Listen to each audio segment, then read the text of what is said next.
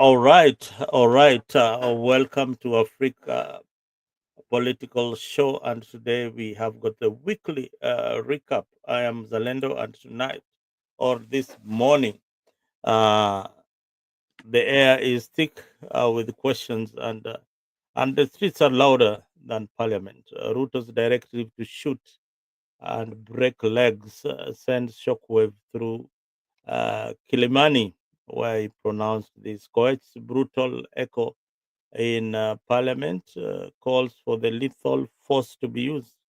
And Rigathi trades apologies for credibility in Mount Kenya. And somewhere in the shadows, Gen Z's activists vanish with no trace.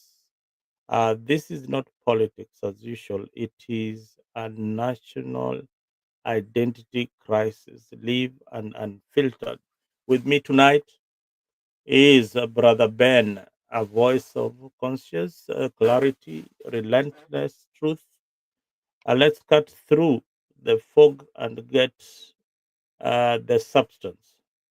Uh, one, Ruto's gunshot directive, uh, Mr. Ben. But before we start that, maybe introduce yourself first before I push the first question. Asante sana Mzalendo. Mimi ni Brother Benson na nakuwa mmoja ya watu ambao wanazungumza pale katika Brother Benson Media na wenzangu, na leo nashukuru kwa kunipatia nafasi. Karibu sana Brother Ben. Kwa watazamaji wetu wale wanatusikiza leo, hii ni AFRIQ24 na hapa ndio tunajadiliana kuhusu nchi yetu, na kama unavyojua sheria ni subscribe hapa Afrika ndio upate hii habari moto moto. And if you're watching us from other platform, please jump in and contribute towards this discussion. I am your host Mzalendo, na kama umesikia huyo ni Brother Ben. Brother Ben, Yes. Ruto's remarks recently, they shoot and break the legs. He called it that is the only way the police can restrain the protesters. The people call it now. The people have gone out saying that is very brutal. Is this tactical crowd control or a legalized injury by the president? You know, everybody was or everybody is until now still questioning about the order that president gave that particular moment. Remember, the president actually that day he was just going to assess the building, affordable housing that is meant for police officers, and that's where he gave that order. But before even I say or comment on it, but what I would like to say that I think that was a moment that was missed by the president, because remember, president is the father of the nation, and when you have the crisis that happened that day, especially during the Sabasaba, those who lost their life, especially when you remember the young lady at Duberry who a stray bullet hit her. Actually, she was at their house, and a stray bullet hit on her, and that's how she lost her life. And that day, the president, as I said earlier, missed the moment, because as a father of the nation, that was the day that you could come with a very calming tone, as a nation, and even to send messages of condolences to the family who have lost their lives. But the president did not do that. The president came out. Actually, if you watch the president that day, he was very hungry person, and and even the words that he said, were not presidential. So, but that's how sometimes president is, and it shows sometimes on how president has always missed on different occasions. Remember, if it was a good idea for me, or if I was somebody who's advising the president, I would even call the state of the nation and brief the nation on what is happening. But by the mm, president being quiet the entire time and just only come out at that particular moment to assess the buildings, I mean the mm, affordable housing. That one begs the question. I say like, where is the disconnect? So that is one. mm, Secondly, remember who the president was addressing.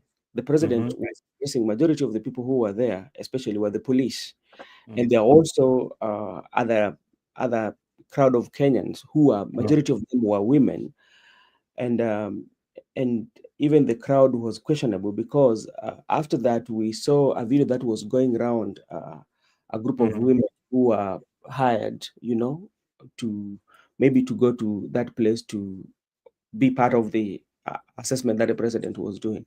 So you was mm, wondering who was the president communicating to, you mhm, know. So that is something that should be of concern. And again, when you look at the constitution, our constitution give us the right to life, you know. mhm, And even if you shoot into the leg, the way the president was saying, remember, Rek Masai was a victim of such. mhm, Sometimes you can be shot in the leg and you may end up losing your life because it might be threatening. Remember, mm, shot in the leg, one thing that requires you to get the first aid, you know. And do mhm, we have such rapid response, especially when it comes to emergency, mhm. with our medical staff? So I don't know what the president meant, but I don't think it was in good spirit of the country. Yeah, yeah, fair enough. I think that was not in a good spirit, and many people have criticized those kind of remarks, including the prime minister, the former prime minister Raila Odinga, as voice is concerned about that shoot on the leg order by the president. Yeah. And some of the broad-based leaders are saying it is okay, and they are even going to an extent to say that they should even shoot to kill, to protect yourself as a Mhm. police officer. You've seen that from one Koech, I don't know, is the MP for Belgut. Yeah, one thing that we have to agree on how our politics is usually, our politics is usually a very chaotic politics. We we usually come from chaotic. Yeah, after being chaotic, we look for resolutions. You Mm-hmm, know, that's how we usually you see then how our politics operate. And you have to remember at what context or at what path is Koech talking about. mm-hmm, Remember, such remark is not the first time that we had it from the president. No, remember, the CS had the same comment, and after that, we also have the president also made the same comment, and the Koech was making it. Even though you have to look at Koech, Koech is also holding a very, very, very, very uh, serious committee, that he usually is the chair of that committee that deals with issue to do with the security, mm-hmm, So um, I think sometimes we lose the focus and we let our emotions mm. um, Carry the really day. carry the day, and we don't look at what damage are we costing. Remember, talking of that, giving the order of even shoot to kill, the way Koech was saying. Mm-hmm, Remember, as a police officer, you know, um, there's a law that abides you, or the law that you have to follow, and if you are to shoot, there's mm, um, a condition or a situation whereby it has to uh, be such that your life is in danger, you know, mm. for Your life purposes is threatened beyond threat. reasonable doubt. You've Yeah, got no option at all, at all. yes. But if Mm, you look at how the situation was, mm, uh, some of them were not at danger. And again, we also have to say that we do not allow people to go and do destruction or create mm, mess, especially with business of other Kenyans. You know, mm, like we have to reach a point whereby we become a country of law and order. At what point do we be the law-abiding citizen? mm, Remember, the police itself is an independent body, and the mhm, president usually and the president and the CS are doing what we call they have what we call the supervisory role mm, on the police, mhm, but like the police should act independently. you know. mm, So if maybe police carry those orders, at the end of the mm, day, when you go to court, you will have to fight it by yourself. You, mm, you might not go to court, or you might not be in the process of going to court, but administration usually changes. What if the administration of the President William Ruto will come to an end, maybe even after 2 years or after yes. 3 years? Yeah, Mhm, you will still be a police officer. The police force will still be there, and mhm, the next administration that might be coming might start to follow up, and justice will catch up with you. mhm. Yeah, I agree with you. I agree with you on a number of issues here that they have to the political class have to weigh what they're saying to the public. But now, Ben, you've seen some police officers going out and deferring to those utterances and actually saying that they will not follow those orders. I've seen one of those officers who was going around and he was transferred to Doyang, I don't know, Doyang, somewhere there in yeah, the border of between Kenya and Kodoyang, the border between Kenya and is it Ethiopia or Somalia? So yes. that is where he was transferred. Mhm. So I don't know whether this guy has deserted duty or is on his way to that police post at the border. Yeah, yeah, yeah. And it's kind of like I don't know how now I would say about, or what I can say about the police officer, but he has come out especially to air those grievances, and I can think he was challenging especially the CS for Interior, Murkomen, and calling out the hierarchy of the police, and he was questioning the reason why he was transferred. At some point he was saying that it is not bad for him to be it is not in bad faith for him to be transferred, because he's police officer who serves the entire country. But what he was asking is that uh, is only one person that is transferred, maybe in a station, based on how he has come out to talk or to hear those issues. Mm. And remember, that one also happened with Samido. Remember Samido, the musician, And what happened to Samido? He's been remember Samido, the issue of 2 term, 1 term, then he had to go for his tour.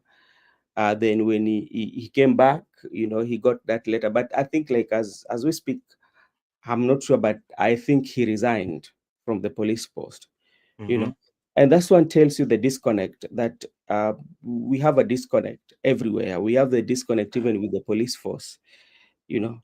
Yeah, And now to our viewers, maybe if you have not been following keenly, we are talking about the shoot to kill or shoot to maim order by the president just recently while he was touring Kilimani. But this is what the constitution says about people who are demonstrating.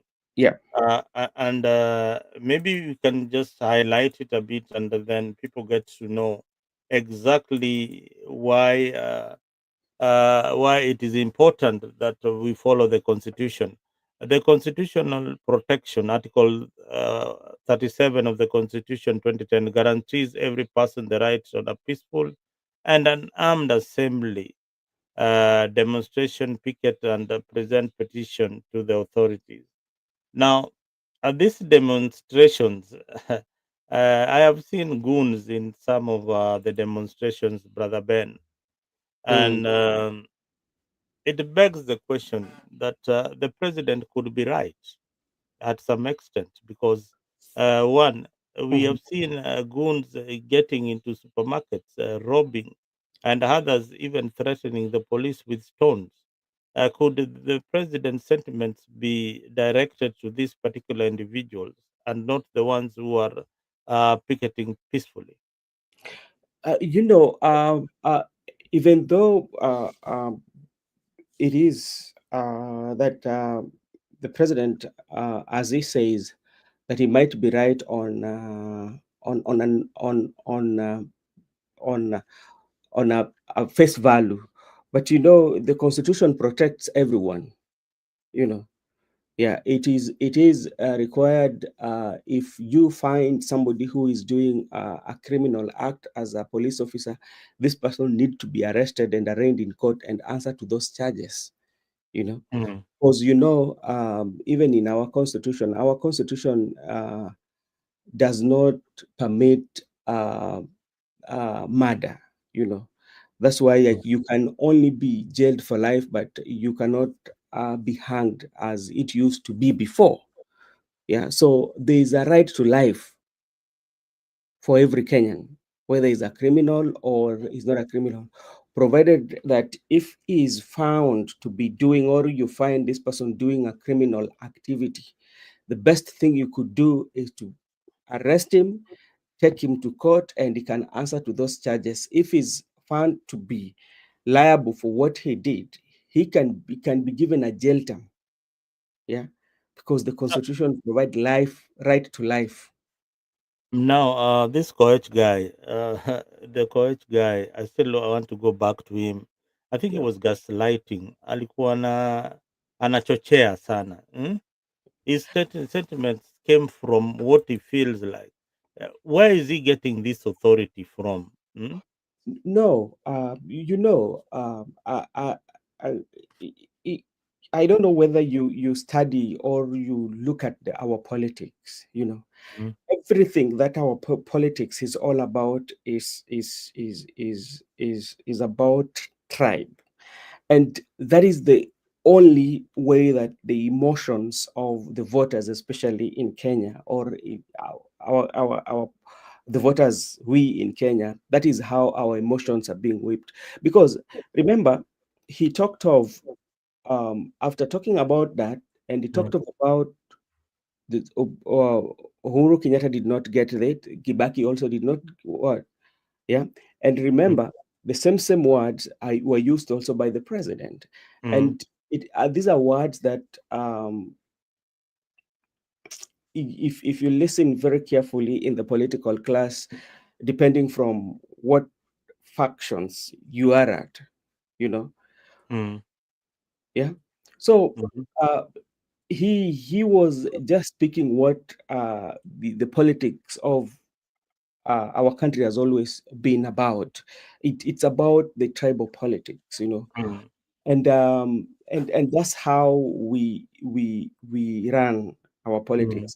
And if you look at actually prior before that, um, during that Sabasaba, remember how the youth clapped back at the mm, political class when they say that we are all Kikuyus, you mm, know, you know.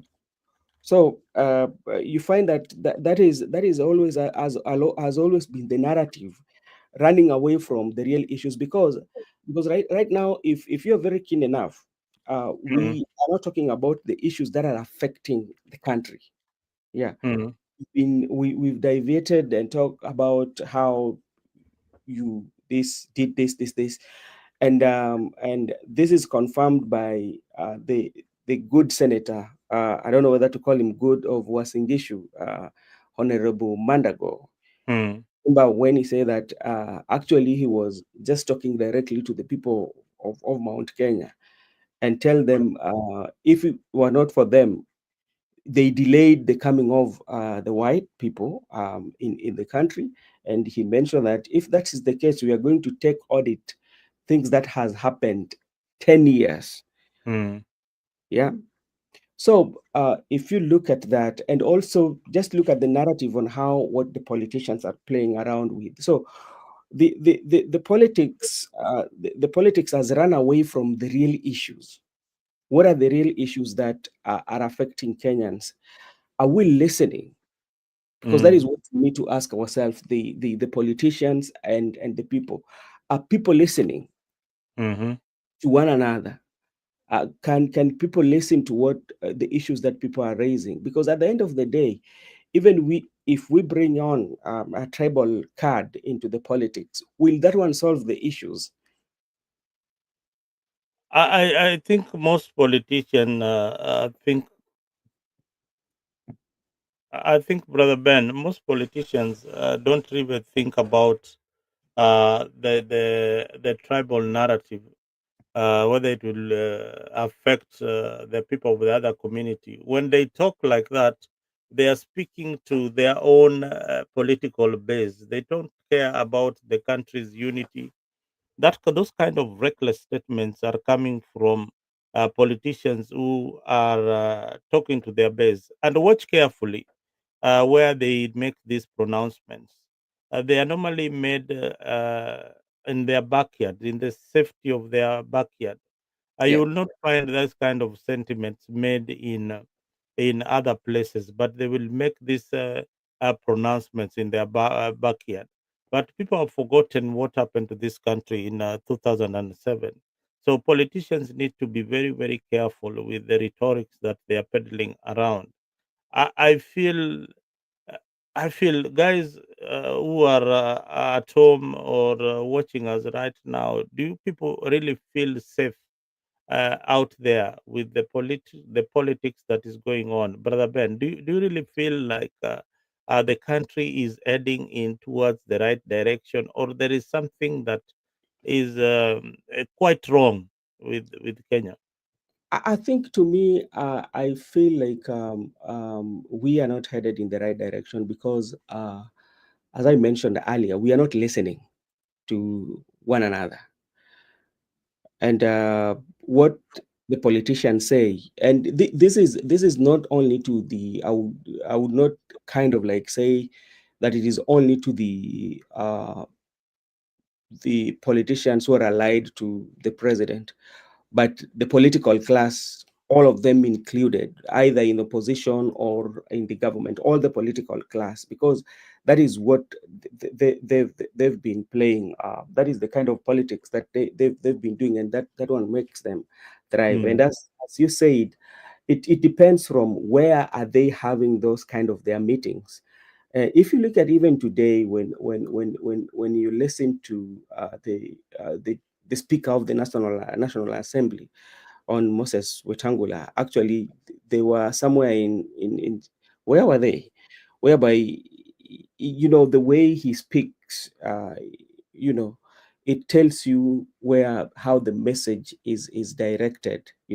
Instead of us looking at where is our point of departure, where is this disconnect, you know yeah, both of the no, no, all the political class, either the ones in opposition and the ones in government, where is that disconnect that we have, and how can we connect those dots and make sure that we are headed in the right direction?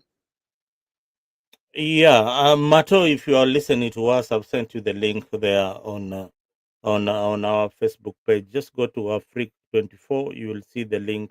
And I have Mato, please, even if one has a different opinion, the politicians can. Mato, please jump in and give us your views. Jump in. I've sent you the link many, many times. I need And you to jump. and you know, I agree with Mato that people are listening, even the ones with different. But now, if they are listening, what are they listening to? Are they listening to what you are speaking? You know, let's say, are the opposition listening to what the government, the members of parliament that are allied to the president, are those allied to the president listening to what the members of all the leaders who are in the opposition are talking about? Are they Mm. listening? No, they No, they're don't. not. They're They're not. not listening. They're They're not not listening. listening. Yeah, Hmm. everybody's listening to themselves and feel that what they are saying, that is what is right. You know, and Hmm. what and again, when you come to the voters, especially now you come to the Gen Z, yeah, yeah, are they listening? Because maybe the things that are being said by the leaders are not the things that they want to listen to. Are the leaders listening to them? So that is where. You see, Ben, it has come to you know what I'm seeing. Even when I see I watch the comments and I watch the discussions Yeah. among millennials or people who are in government. So uh, they seem to be castigating this movement of Gen Zs. They seem not to really understand, or they are kind of belittling the movement, or kind of uh they when you hear politicians saying that walifanyiwa vizuri sana the other time, yeah, when they were blocked from getting into the CBD. But what they don't realize is, one, there's a problem here. There's a big problem, and it is boiling. It will erupt. Ni kama unaona, kama boil, nika boil tu, Mm. kanaiva polepole tu, kanaiva polepole tu, kanaiva siku ile, yani italipuka, inalipuka kabisa, ndio hiyo kidonda ipone. Mm? You know, the reason, this is what I think, and especially that I'm talking about the political class, even the ones in opposition. You're dealing with a generation that is more learned, yeah, in terms of the level. Wacha hapo kwanza, wacha hapo kwanza. Mm, That is where I have been into these discussions, mm, and millennials feel that they also went to school. Some of us even went to the university. That's what they are saying, and mm, we graduated and all that. What are these people telling us? That is where there's a difference. Where they see that, okay, these guys should behave like us. Then why are they behaving like that, like this? Because when you hear comments like, why didn't this happen during Kibaki's time? Why mm. didn't this happen during Moi's time? Why didn't this happen during Uru's time? Why is it happening in uh, in Ruto's time? Do you And think they have a valid point there? no, no, it did happen. You know, all when you look at all this administration, it did happen. And when it happened at that particular time, what were the remedies that were put in place? Mm-hmm. How did you handle the situation? Remember, if you go back to the history, when you go back to the history, especially during Moi time, there was a time when the IPPG came. Yeah, Mm-hmm. how did that IPPG came about? When there was that disconnect, and they came together, and after that, what happened was Raila was in the government, you know, Mm. and it was like that. That was a dialogue, you know. And now again, we came again to the administration of Moi Kibaki, and you know, the National Accord and all that. There was that dialogue, and we came back and formed a grand coalition government. Then there was that one with President Uhuru Muigai Kenyatta, and that's one again with President William Ruto right now. But if you look at how circumstances has evolved, to where Mm-hmm. we are and the issues that were being raised. Are those issues being solved? And are they the same issues? So Yeah, that's they are so the same issues, they're, but the- they're the same issues, but on different occasions. But now, that's why, like, you find that when even um, immediately after mm, the June 25th, mm, when the president called for dialogue, the mm, majority of the Gen Z did mm, not want a dialogue because they were very specific on what they want. mm, And they believe that these are the things that if you do, then things will be okay. mm, Yeah. They are not, uh, those things that if these are our demands, to the president, this is some of the things that you have to do. But what now happens, what happened was that uh, maybe the president, in his wisdom with the right honorable prime minister, they had this, okay, what happens is that if we come together mm, and we donate the experts to the government and mm, accommodate everyone, mm, then the issue will stop, because the issue will not continue, because that's how it has always been happening. Yeah. But mm. when this one happened, the protest came again. Yeah. Very huge. There was also that memorandum of understanding between, and the memorandum of understanding, if you look at 10-point agenda, yeah, are they being actualized? It is almost like around, are they being actualized? Because what I've also come to realize is that whether you say that, okay, we are in government and this is a broad-based government and bringing unity together, is a good idea to come together, but are you solving the issues that are happening? Because you can hear, or you can get some members of parliament especially saying that, okay, in broad-based government now we will get roads. Yeah. Mm, Now we will enjoy some of the things that we've not enjoyed ever since. But mhm. my question is, how does that one have to do with the cost of living? Okay, now we are in broad-based government, which is okay because it's bringing people together. If we say that's okay, but how does that one um, solve the issue of high cost of living?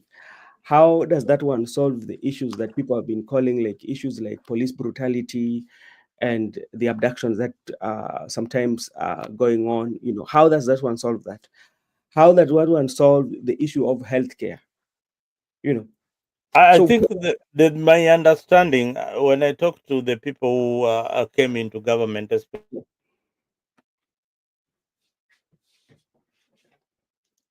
Mzalendo, you're stuck.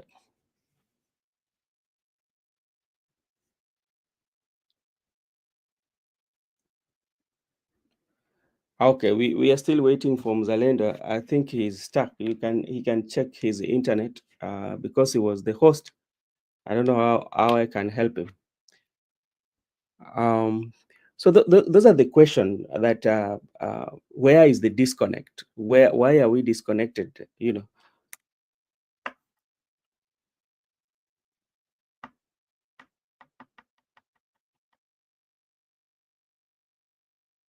Let me wait for him because he might be working on his internet.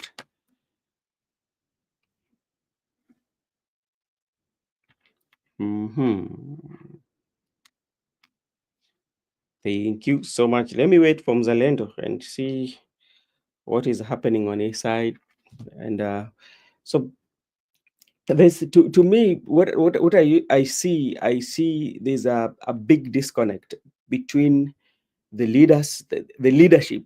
And if I talk of the leadership, I'm not only talking about the leadership of President William Ruto. No, I'm talking of the leadership of President William Ruto, the leadership of the parliament, the leadership of judiciary, the leadership, everybody who is a leader, yeah, that now need to play their role and try to bring country together. The leadership of opposition, those who are in opposition, and the leadership of the political class, from the divide you are coming from.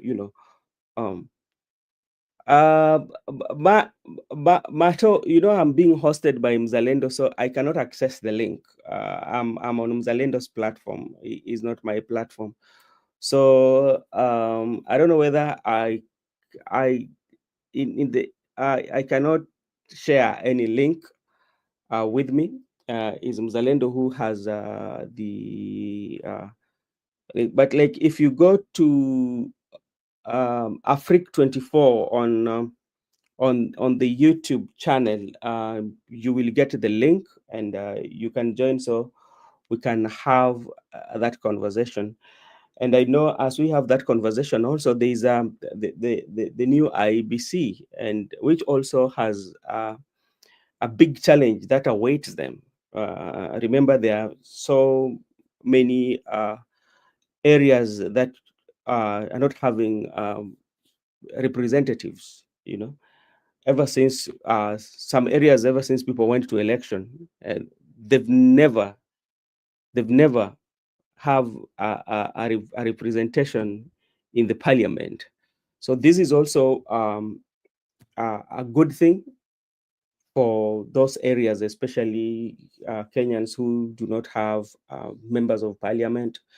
So they can have an opportunity right now if the IBC work very quickly to do all the processes so that they can go to election and elect their representative.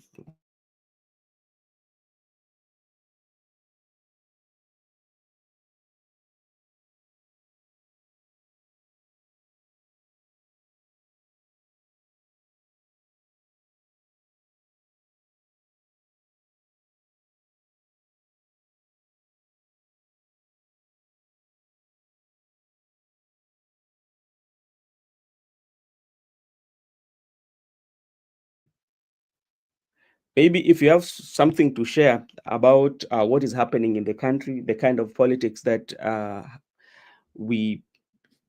country usually does with our politicians, because and I hope you had an opportunity to watch some of the utterances they made today, especially in their gatherings, because they usually have places that they have to go and gather doing empowerment, especially. Um, Thank you, Mato.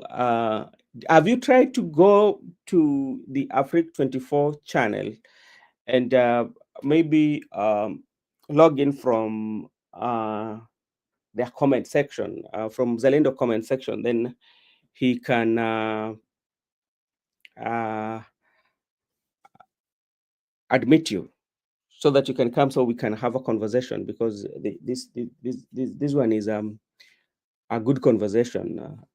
And such like conversation, especially when we looking at the fabric of the nation, whereby uh, we look at what affects us all, because at some point, I believe, or people usually have affiliations, they are the politicians that they support, which you cannot decide for somebody to um,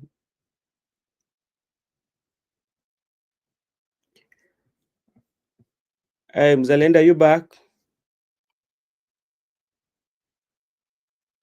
Oh, there seems to be internet. Brother Ben, can you hear me? Yes.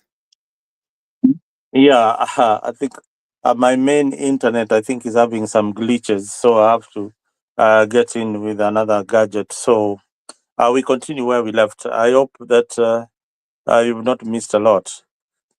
Yes, I was waiting for you, and on the comment section, Mato is asking for a link. Yeah, send the Mato the link, because I'm trying to send him the link. I've sent it many times. The problem with Mato is not subscribed to AFRIQ, so he can't get the link directly. So I don't know where he's watching from. So he's not he's watching. I don't know where he's watching from. Maybe he That might is be the watching. problem. He might be watching from my side because but my side I cannot access I cannot access any I cannot Yeah, generate. that's the problem. Mato and AFRIQ, subscribe AFRIQ, then you'll get the link. You'll be able to see the links that I'm sending, because I'm sending you links and you are not able to access them. You are not able to access them at all, is she's called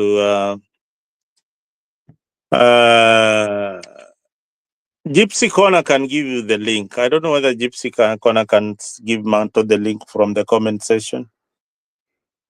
Mato is usually, let me see. I doubt. Okay. Mzalendo, are you okay?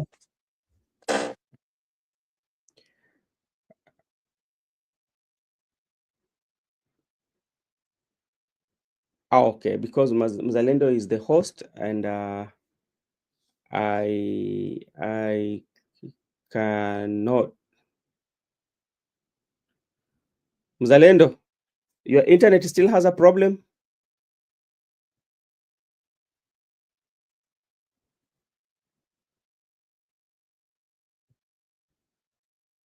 Okay. Hey, brother Ben. Yes. Can you hear me? I can hear you, but I think you still have. Meanwhile, can you see where you can get Mato to join as I try and restart my computer on this other end? I think I should be good in the next few minutes. Yeah, I should be good. I think there's somebody on the I don't know whether you can see somebody on the dashboard. I can. That's probably Mato. Just tell him to hold on there. I'll let him join. Okay. I'll let him join in a bit. My internet is back. Okay.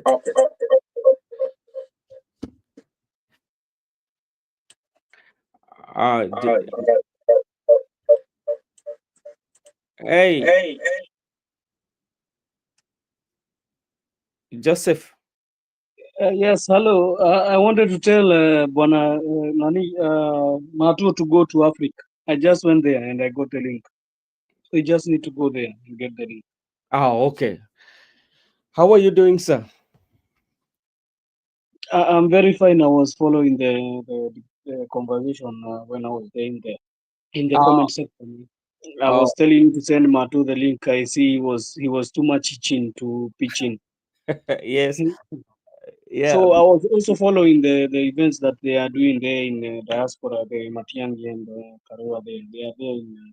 Yeah, I know Njiru earlier today when Njiru started up, I was watching, and Yeah, they're still there, but let them discuss what they're going to discuss. Everybody is in a different diaspora. There is diaspora for US. They are going to say what they see their problems are. When they come to this other side, we are going to tell them the problems if they are going to come. That is. yes. But what is that I'm hearing that IDs have been told they are 3,000? I don't understand that story. Did you hear that story?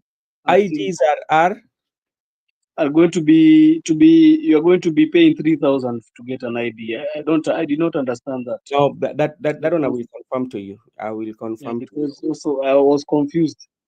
No, I will confirm to you from a reliable source. I will have to talk to one of the journalists,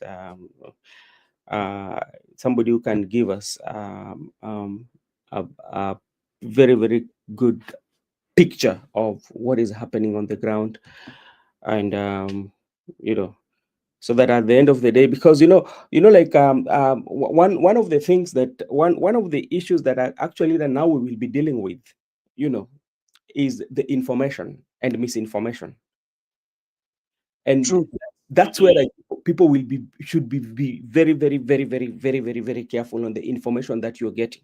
Sometimes you might you might get a juicy information that you feel, okay, this is a juicy information, but it can be a information that is misinforming you not to make good decision. Yeah. Yes, Also, very, very true. yeah, so you have to also be very careful on what kind of information am I going to consume, and if I get information, how can I verify this information to give me the true finding of what is being said, Yeah. Yeah. And So, yeah, go ahead. so what was the conversation? The conversation was about the events of the week. Yeah, the events of the week, Yeah, and yeah. we were also looking at the disconnect, because at the end of the day, this is what is happening. We have two classes, I would say so, and the two classes are like, we have the political class and the people and the voters, and the voters are the rich uh, minerals that all these politicians are looking for. So each one of them, or each factions will try to win the hearts of the voters. And how do the politician win the hearts of these voters? One of the things that they might be used is divide and rule. Yeah. Yes, for sure. Yes, Yeah, for and sure. to scatter them so that the voters cannot unite, and so that they can be divided on groups and say that, okay, this is where we are going, this is where we are going. And in the process of that scattering, the decision that is going to be made is not going to be a decision that uh, will solve the issues that uh, people need or people want. Today I was listening to the preacher who was at Boniface Karaoke's burial. Yeah, but Kenge, his name is Kenge. Yes, did you hear what he said? Brother, I was not able to follow that funeral. It was so emotional. Yeah, so Oh this So my maybe you God, can what give is me. this? Okay. so this is what he said. He said in Kiswahili, some of the things that we are going through right now, or some of the things that the country is going through, these are as a result of the decision that you made. Yeah, it's sure, sure, sure. There is nothing more short of what he has said. Yeah, These decisions, and yeah, and and and we are bearing decisions that were made by other people, yeah. So because us who are telling us, but it's all the same, brother Martin, because now all the political elites are in one camp, yeah. yeah, So you can see them in one. So we are bearing the cost of having bad leaders in those offices, and bad leaders also who cannot be able to be able to defend us. I hear so much pity when somebody comes and tell us in national TV that I'm opposing the government, but they don't hear us in parliament. If they don't hear you, you need to go and demonstrate in parliament. Until they hear you. What are mm, you coming to tell us in live televisions that they don't hear you? You are mm, supposed to be you are supposed to be doing what the citizens are doing. As we are demonstrating in the streets, go and demonstrate in the parliament. Say you are not going to accept. If they don't want to hear you, they must hear you.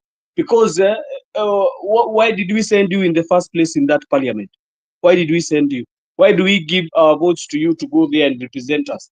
If the other guys who have been sent there, they are not representing the same people in the same manner, you need yeah, to hear for your people. So, for what the preacher said, it's yeah. actually true. And It's true and nothing short of that. if you look at it in nutshell, so it depict, and it cut across not only those who voted for the administration of the day, and those who even voted for the opposition, because the decision that you made during that voting, that is what has caused this. So he was just reminding everyone that when you are going to vote, try to make good decisions. And this good decision will be, look at your area member of parliament, look at your MCA, look at your women rep, look for, and up to the presidency. Yeah. And vote very wisely, so that when you vote very wisely, then uh, you will get all that what you want. Yes, and I've been saying that.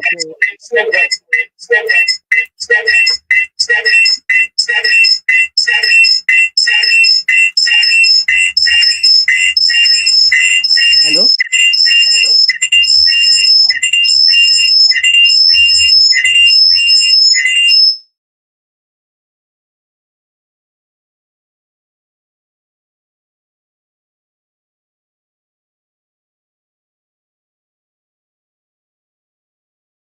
Yes, Brother Benson, can you hear me? I think there was a problem on your side. Sorry. Hello, can you hear me now? Yes, I can hear you. Yeah. I think there's a network issue that is going on here where we are. And I think Brother Benson is also having the same issue. I don't know why. But yeah, we are having a network issue. Ama ni wametuchezea ile game. Labda wanajaribu kufanya ile mchezo yao. Naona Najua ni kama tunawajua kuna game sana. inajaribu kuchezwa hapa. So we are not able to get it on each other clearly like we used to.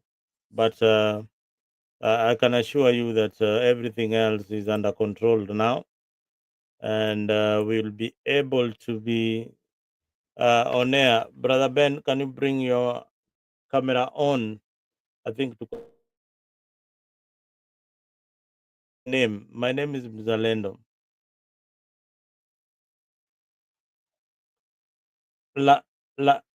Ben, unanisikia vizuri sasa? Ben, can you hear me? Yeah, I can't hear you. Your mic is off. Brother Ben. All your mics are off, so there's no way I can hear you. But anyway, thank you for holding. There's a problem with the internet. There's a lot of glitches on the internet right now. I think it's the weather or something like that. But I can say that throughout the week there's been a lot of drama on the week, and we've seen the rhetorics of politicians. I like the speaker who has just said that parliament ought to do what they are supposed to do. What we have is a parliament that has failed in its duty. Sometimes I feel strongly that William Ruto is not the problem. The problem is the parliament that we have. I don't know whether you guys feel the same way too, that William Ruto is not really the problem. The problem is parliament. No, I don't think even the problem is parliament. The problem is the system that we have, and this one cut across all the political class. Yeah. Because as I said earlier, is about listening. Are we listening to one another, or are we listening to each other? If we can listen to each other and come to into agreement of issues that are affecting us, or issues that are affecting the country, there's so much disconnect in every angle that you might look at it.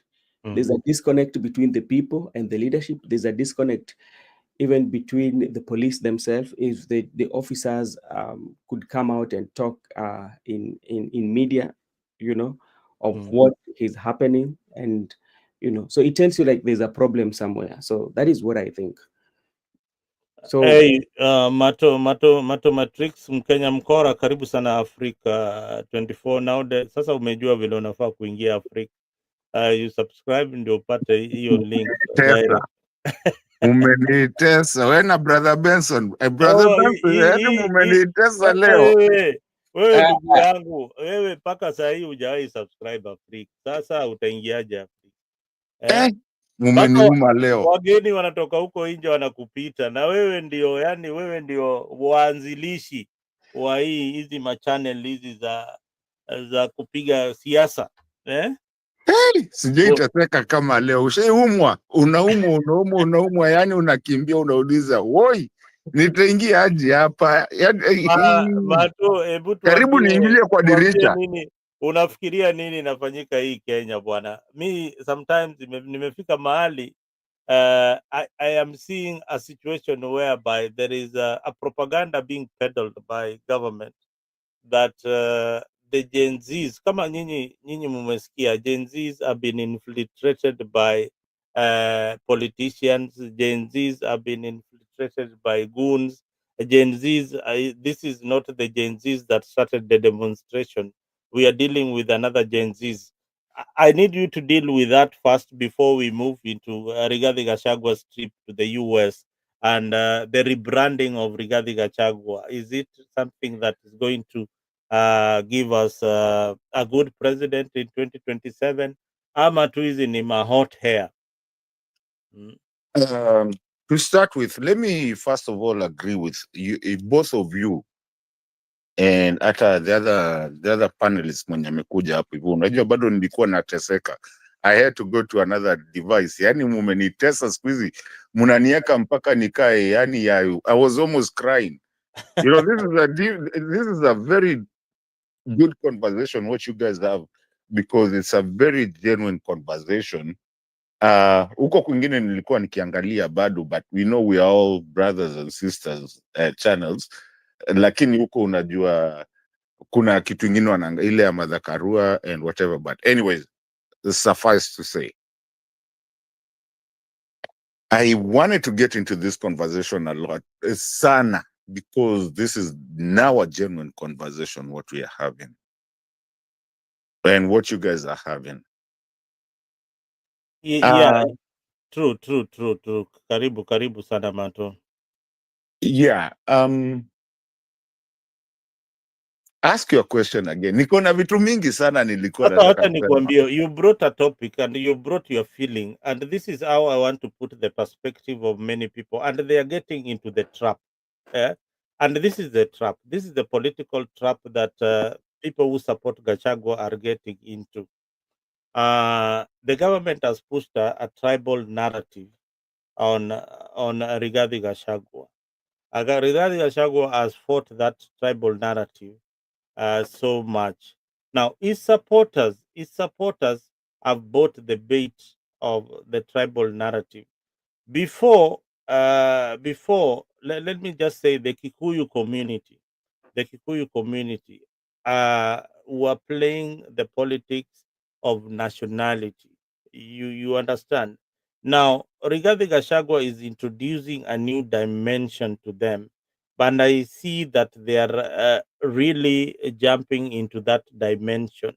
Now, tumekuwa sisi wote kwa hii siasa yote ya Gen Zs, yeah? How do we tell the rest of the Kikuyus that the Gen Zs are the way to go? So let me first of all start by saying this, and I want to be very categorical on this. This is not a Kikuyu, Kalenjin, Kamba, whatever narrative. It has nothing to do with Kikuyus. It has nothing to do with Luos.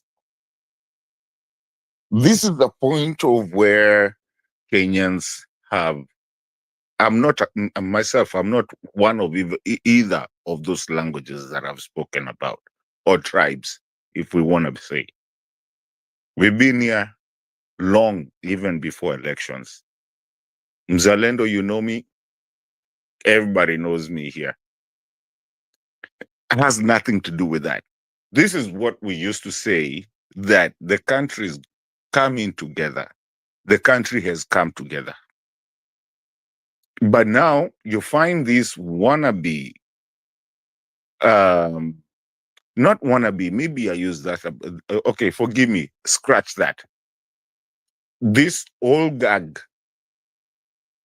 politicians that have always worked around the tribal lines, they can never, they're not trying to accept that it's not a Gachagua thing. It's not a Kikuyu thing. It's not a Luo thing. This is something that is metamorphosed to something that is acceptable by all people of Kenya. I went short of saying all tribes, but we have some lagging. But and even if you look at those some, I can tell you two.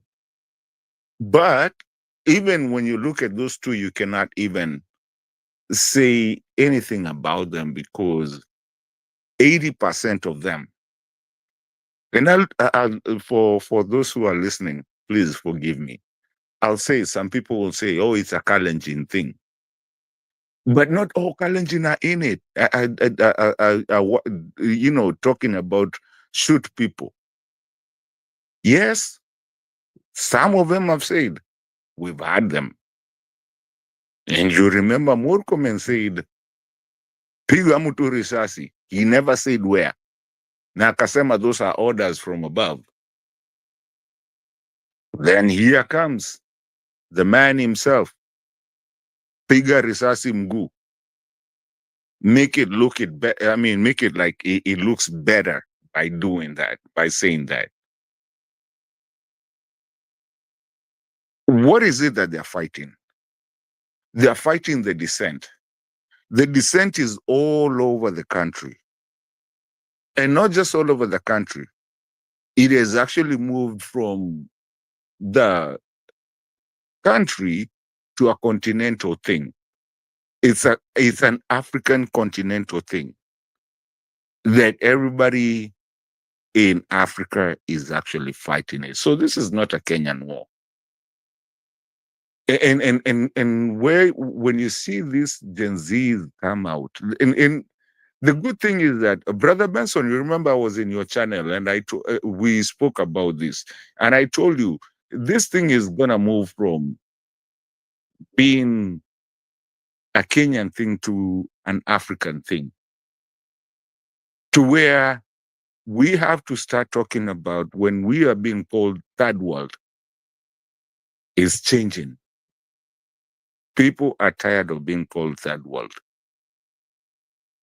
And it's the same thing, and I hate using the US, but I hate mentioning the US when you're talking about African politics and geopolitical things of Africa. When this time when Trump came in, nobody was even caring. Nobody cares anymore. I mean, do you, I will, do us, you know? And you can see some new African leaders actually doing them, and they don't care. You do you. You used to call us shithole countries. Fine, do you. Some of them are closing off their borders. I mean, the Western Africa, the French are closing. They're saying we're not going to be dealing with you guys. We're going to deal with ourselves. We're going to do our banking system, and we don't care about you guys. Y'all do whatever y'all gotta do. So basically, what is happening right now is Africa starting to grow by itself. And the good thing is that now, even though it's a very bad thing to have a life lost, but you're starting to see actually some people go to jail who are in uniform. The people in uniform, they are going to jail by themselves, even though they're being told that tutakutetea will stand by you. No one is going to stand by you. The police, no one is going to stand by anyone. You're going to go because we have, and they're covering their faces, and we are telling them don't cover your face. Let's see you. You're also seeing a point like the last Maandamano, the two last Maandamanos, guys had actually gone to court and said that no one should be wearing civilian clothes and arresting someone. You saw them actually now wearing uniform, but there's also a problem here. If you're wearing your uniform, we don't have your badge, we don't have your name. We need to know you. So we have to stabilize this thing. Now, let me run real quick so that I don't talk too much, because now I'm here. We'll be here for a while. I have enough time. Someone like Gachagua, we always spoke. We said this, Mzalendo and Brother Benson. We were here. We've been speaking about this for a long time. We said, give him the mic. Let him tell us. Let him tell, and that's the good thing about Gachagua. It's not that Gachagua, according to Chapter 6 of the Constitution, Gachagua will never be the president of Kenya. Neither will he ever hold any office. But he can be someone there because he was impeached, according to Chapter 6 of the Constitution. Okay, now we have another one. Moses Kuria is also now starting to talk. So we need the crocodile to come out of the river. As many of the crocodiles that we can get out of that river, I think we're in good shape. The only thing that I hate is that it's costing people's lives. Hiyo tu ndo inaniuma. But also, the one thing I'm also loving about this is that some of them are going willingly. They want to be there. And this is a change that I feel even me, I would go and get my life taken so that we understand, do we have a country or do we have a monarchy?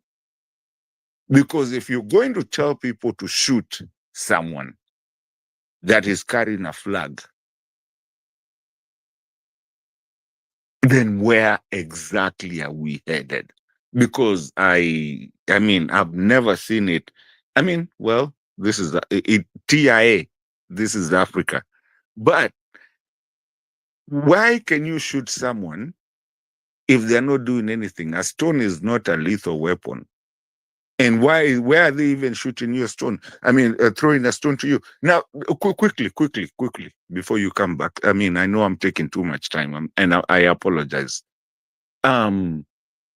I saw in these mandamanos that were happening, I saw two things. One, I saw wandamanaji giving police chai and chapati and everything. And then I saw the same thing, police giving wandamanaji the same thing. And there's something that has been disturbing me. I also saw another video, not a video, actually a photo of a guy, of a police shooting. But then when I looked at the regalia, it was like oversized. And it made me go back and ask myself, I wish these are all police that are actually wearing this uniform.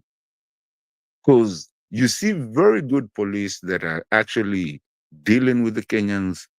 I remember that lady that was saved by the Kenyans, and the guys, the protectors, and everything. So, all right, Marto, you need to land so that we move very, very fast.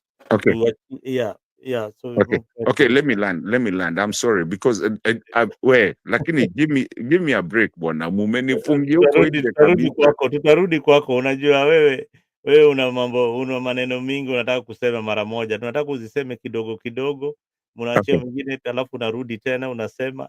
Ndio tunakuwa na conversation tamu. Sawa, acha niachie hapo basi for now. Iwachie tu hapo, tunarudi kwa history ya Gachagua kidogo. Tuone pale tunaelekea. Brother Ben, you've just heard what Mato has said, and that is the sentiment of many other people. I had posed a question which rather seems to be uh, kind of sensitive. Some people want to dodge it, but this is the reality. The government propaganda machine is working. Do you think so, Brother Ben? Mike, your mic, bro. Uh, and uh, and Brother Ben, share the link. Share the link to your channel because imepotea your link yako. Okay, I'll share it. So, Yeah. oh, the, I tend to agree. Maybe there are those who are pushing a narrative that is not that what people want, and I can give you a typical example of what happened. Remember when immediately after Sabasaba, after President talked about the order, shoot the leg, you know, then what trended was about we are all Kikuyus, and you find that everybody was saying their name on them. They were adding, especially a name that belongs to a Kikuyu, right? And immediately after that, there's the one that came, we are all Kenyans.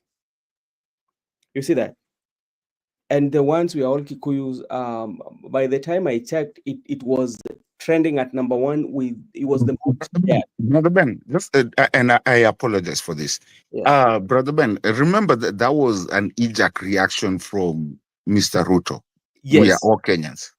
Yeah. So yeah, and immediately after that, so it went like that. So what does it tell you? It tells you about how, and I'm still bringing you to how our politics is being played. You know, our politics runs from chaos to solutions, but we don't run from, we cannot prevent those chaos. And I mentioned to you earlier how it works. And that one has always been in our politics. And that is something that we cannot run away from. Even if it is you might say that it is government machinery or like bloggers who are paid to do that work. Yes, that is politics, because everybody wants to run with the narrative. And I told you earlier that what is happening is this: we have a rich vote, and the rich vote are the people of Kenya. And the other people of Kenya, everybody wants to harvest them. And how are they harvested? They're being harvested by one, giving them wrong information or misinformation from both sides. Yeah. So it will be upon the Kenyan themselves to decide on what information am I gathering and how factual are they. That is one.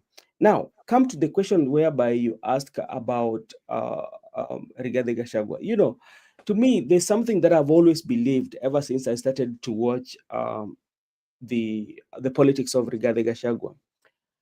And the politics of Rigathi Gachagua, I've always said as this.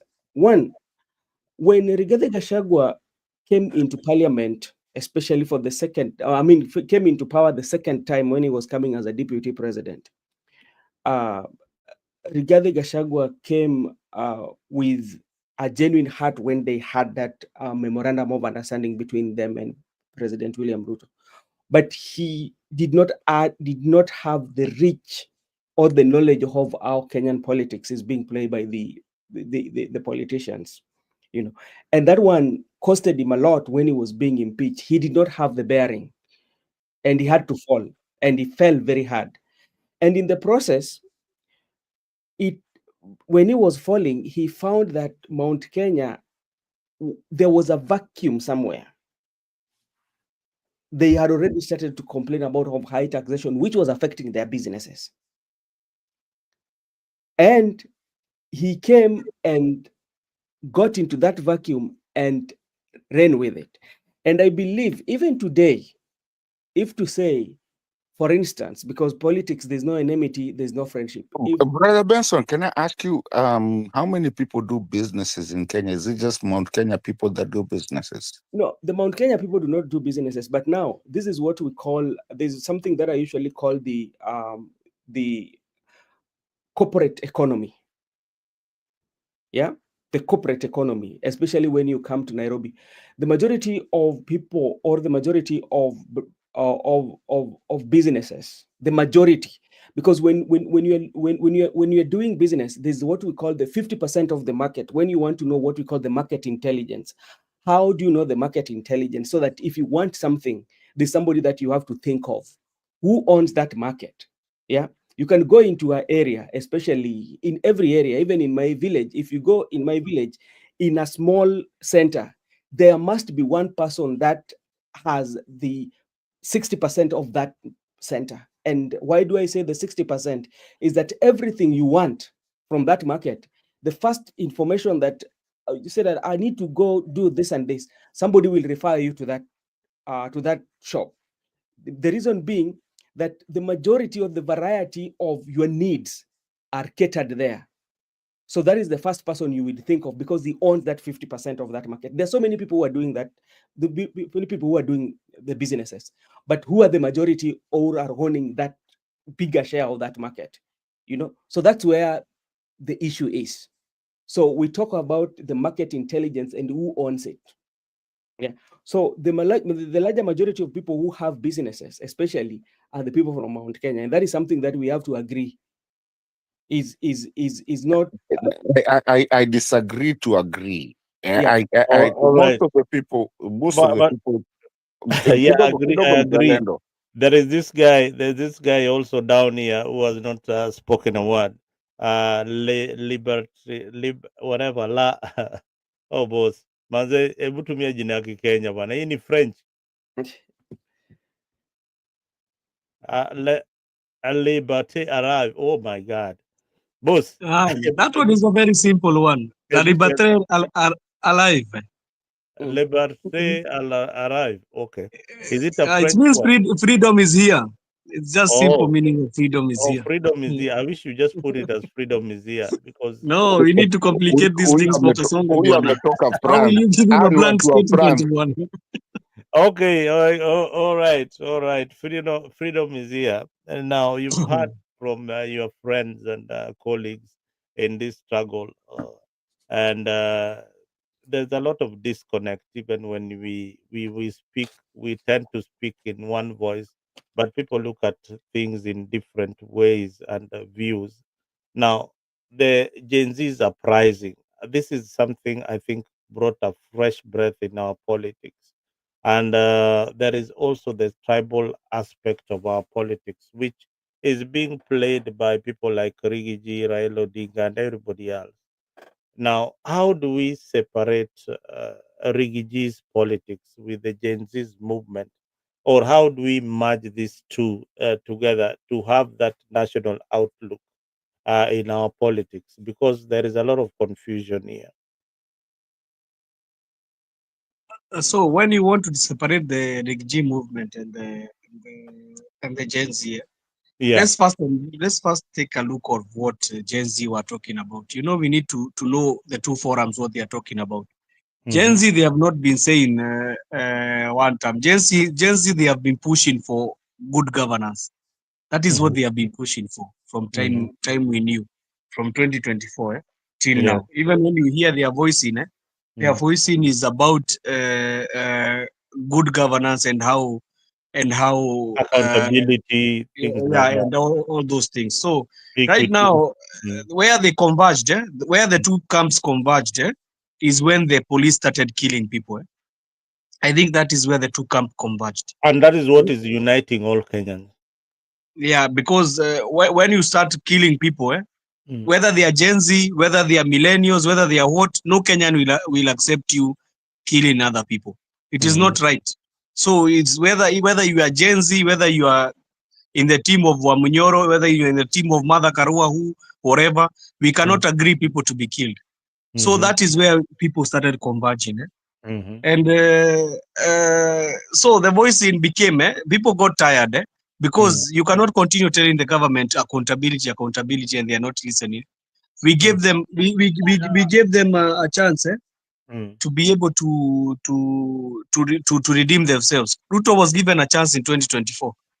He was told even sack all your ministers, bring other new ones. He had a chance to redeem himself and be able to create a government where to govern the country properly.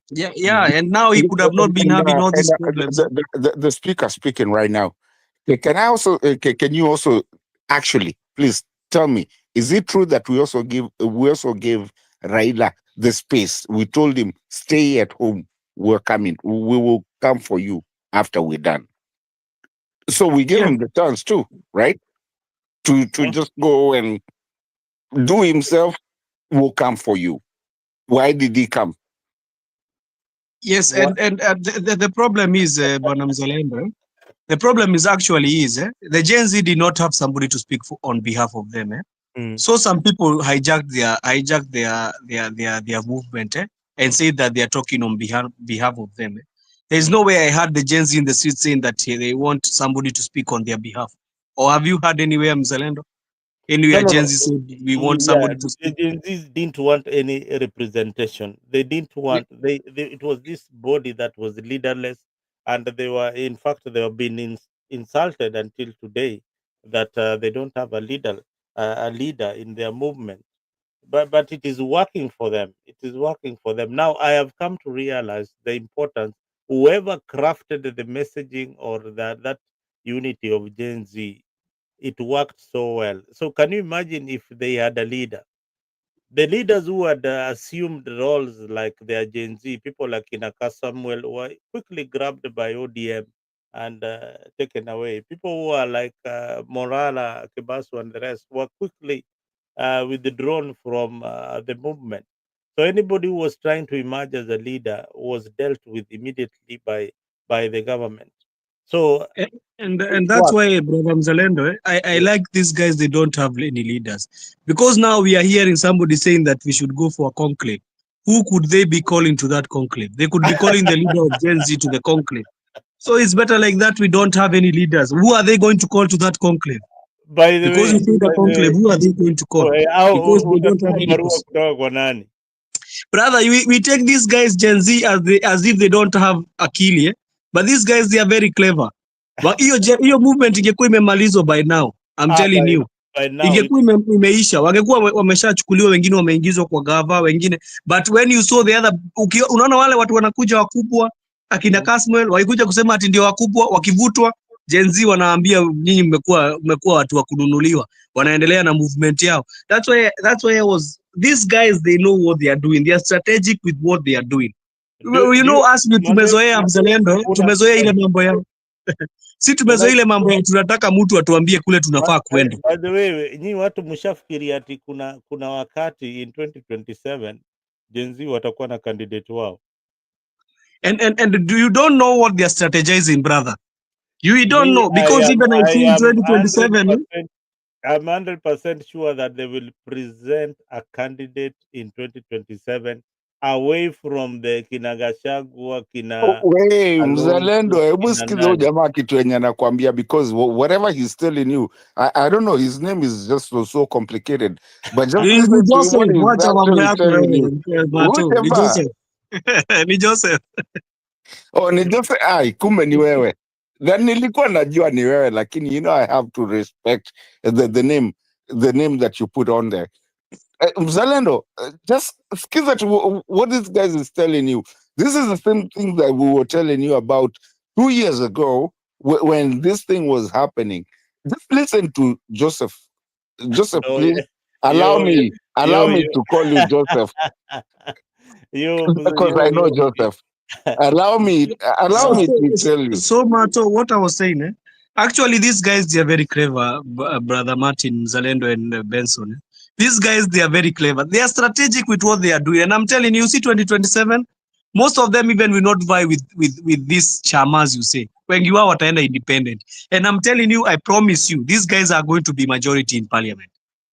Let us see like they are just joking. Watu wanaona kama wanacheza tu hapa michezo. You know Ruto does not know how these guys are strategizing. You see, one day he brings that tutapiga mtu risasi kwa mguu. In the evening, what did you see? A video of people going when they are kneeling, showing that they wamepigwa risasi kwa mguu. So he's playing with the kind of you know what has helped this generation? They have social media. Unajua wakati yetu Mzalendo hatukuwa na social media. Na hata then also kujua kuitumia. Then sisi tulikuwa tumewekwa baridi bwana. Watu wanaambiwa ati lazima tufuate mtu ndio atuoneshe kule tutaenda kuribaretiwa. These guys don't want that. Sisi they know what they want. They know even akina Gachagua. They know who is clean, who is not clean. They know everything. So let us not pretend that they are kids. They don't know. Already some of them are 18 years and above. There are people who are adults. Mtu akishafika 18, mtu ako mtu mzima. You cannot be telling him what to do, but you can just advise him. But the advice of the people who are trying to advise them ni sisi Mzalendo. Ni sisi na generation boomer. Sisi ndio tuta-advise hawa jamaa. And we failed.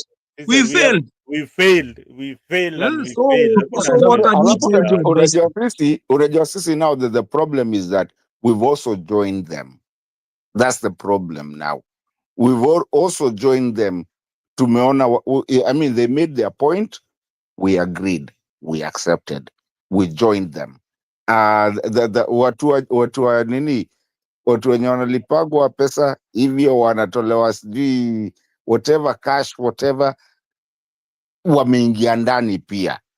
What we used to say, Mzalendo, you remember some time back last year, we were talking about the people who get the cash flow. Oh, okay. Yeah. We were saying that we need them in, and we need the nini wanaitwa nani kina sisi sasa, because me I'm a millennial, the millennials to come in. So the whole country is coming to a point, even hata wale wazee imefanyika. My friend, of course, all my friends, of course, Gachagua, whatever he does, and whatever he does, of course, nawaambia, one term is real. I knew that nikienda Namanga. I went to Namanga na huko nikiuliza, na hii Ruto anawapelekaje? And this is 2 years ago. Na hakuna mtu alikuwa anataka kuniongelesha story ya Ruto.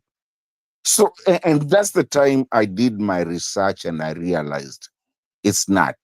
I have walked the streets of this world, even though I'm not in Kenya.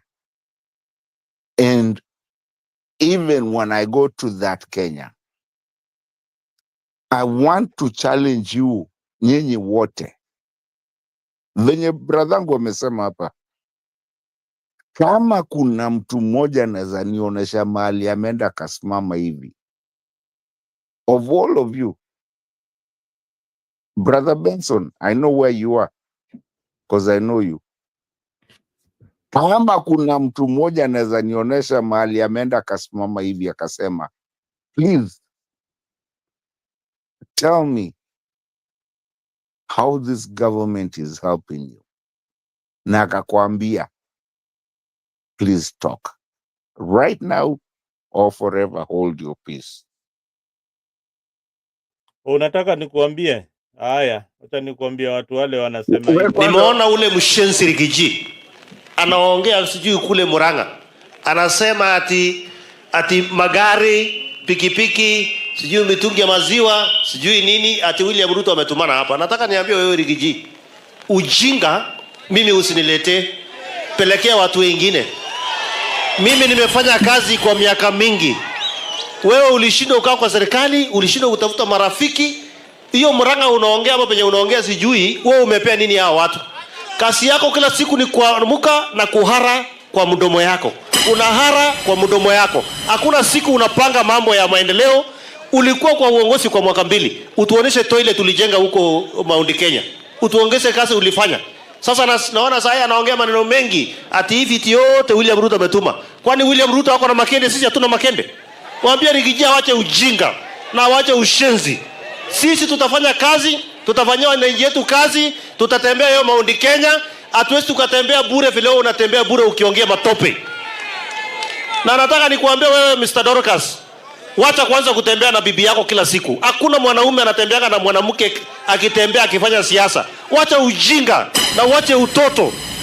Na hata ikiwezekana tutakuimpeach mara nyingine huko Mount Kenya. Naona tuko na president ambaye anajifungia ndani ya reservoir for the first time in our history. Anapiga reservoir State House, barabara zote za State House, barabara za bunge, barabara anaweka reservoir mpaka River Road. President anajificha ndani ya reservoir badala ya kupatia vijana kazi. Rais Ruto, toka ndani ya reservoir, toka ndani ya reservoir, toka ndani ya reservoir, ongea na vijana, wacha kusema umejificha ndani ya reservoir, unasema piga risasi matako, alisema matako ama nini? Sorry, poleni, piga risasi mguu, piga risasi. Na mimi nimekuwa nikijiuliza kupiga risasi mguu kwa sababu Ruto ni mtu wa biashara. Mimi naona ni kama tanda ya wheelchairs na crutches. I am very much sure, akili yangu inaniambia hiyo ni tanda ya wheelchairs na crutches anajaribu kutengeneza.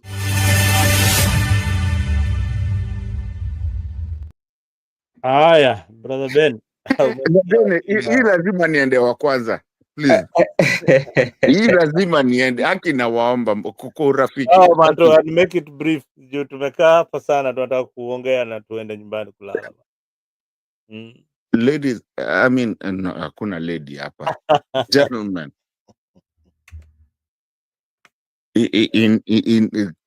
Kwa heshima na taadhima. Is what you had what is called politics, because I think we've moved from politics to something that we don't even know what it is, because if mtu mwenye unauliza aende akashughulikie maisha yako is speaking such nonsense. I mean, I don't know if it's nonsense to you guys. Maybe it's just me. Maybe mimi niko na makosa. Na maybe ni mimi siipati vizuri. Is that even something that is supposed to be on public domain? Yani, sijui kama kuna ile inaitagwaje, kuna field fulani watu tu wanaweza enda tu waongea matope, whatever you talk, and it just suffices. Mimi I don't know. Guys, unajua nini? Nimewarudishia kwa studio. Unajua, mimi huwa nasema kwamba kuna ile kitu ambacho tunaenda mapinduzi ya fikra. Inafaa tukuwe na mapinduzi ya fikra. Sana sana inaanza na wale ambao wanapiga kura. Na ambapo sisi kama nchi itatuchukua muda kabisa. Kwa sababu unapata kwamba wapiga kura ni watu ambao wanaendeshwa na hisia, na wanaamini kuwa kuna wale watu ambao wanaweza kutoa maono ama kukata kauli, na au kauli ambao wamekata ni sahihi.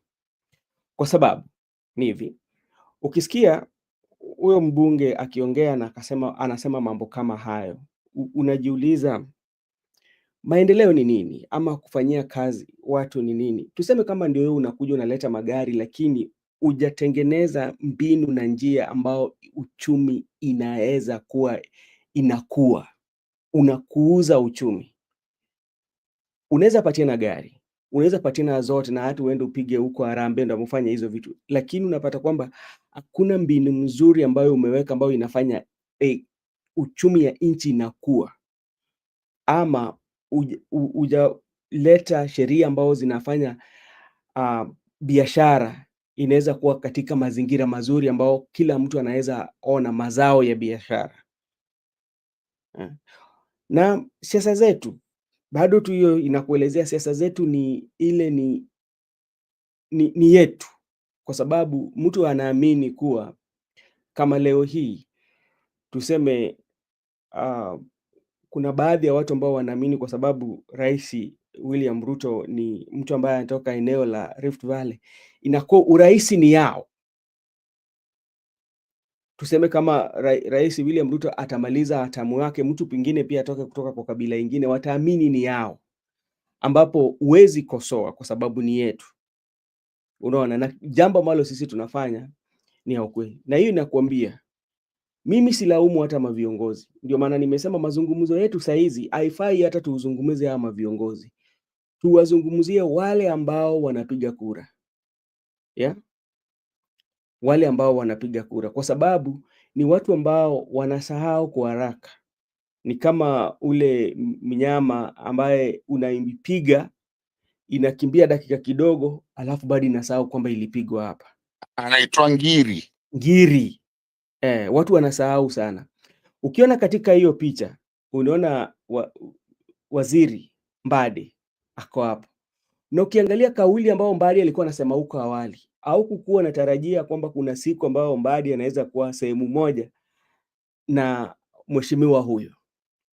Na hiyo inakwambia hayo yote kishatendeka, mtu ambaye anaumia ni mwananchi wa kawaida ambaye huwa akifanya maamuzi, mtu anamfanyia maamuzi akamwambia kule mbele kutakuwa kiko sawa, lakini hakuna matarajio. So kitu ambacho mimi naweza rai wa Kenya, mimi sitaki kuongelea maviongozi kwa sababu wao ni watu ambao ni kazi yao, wanatafuta unga ya kwenda kualishia familia yao kwa sababu ni wanasiasa. So itabidi wale ambao wapiga kura au ndio wanafaa wamakinike, wafanya mapinduzi ya fikra na wajue ni nani ndampigia kura na nini nataka.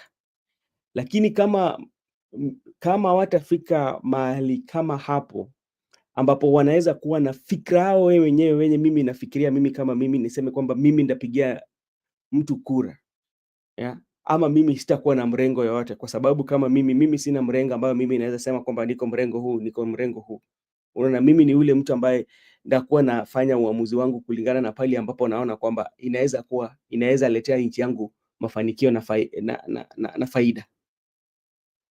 Unaona, lakini mimi kwa mtazamo wangu mpaka wa leo nakwambia bado Mzalendo na wale ambao wako hapa bado tuko mbali sana kama nchi, na tuko mbali sana kama nchi, kama sisi wale ambao sisi tumepatiwa ile hali ya kuchagua maviongozi, bado tuko mbali, kwa sababu unapata kwamba mafikira zetu zinatawaliwa na jamii ambapo sisi tunatoka, mafikira zetu zinatawaliwa na viongozi ambao sisi tunachagua, kwa sababu unaweza pata kiongozi ako mahali anatukanana, lakini sisi kama wapiga kura tunapiga makofi na tunasema kwamba mambo ambayo amesema ni kweli. Unapata kiongozi anafanya jambo ambalo haifai katika jamii ambayo sisi tupo, lakini kwa sababu natafutiana naye kisiasa ama natafutiana naye kimawazo, naweza mtukana na nikawa mimi ni bingwa katika eneo langu kwa sababu nimemtukana,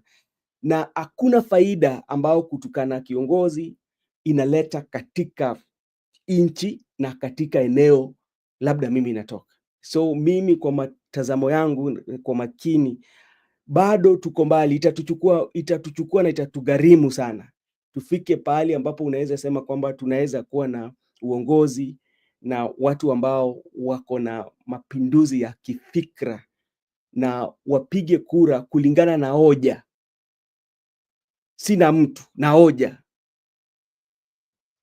Lakini unisamee kakaangu, mimi nitachapa Mzalendo saizi, na sikumchapa ati kwa ubaya, rafiki yangu sana.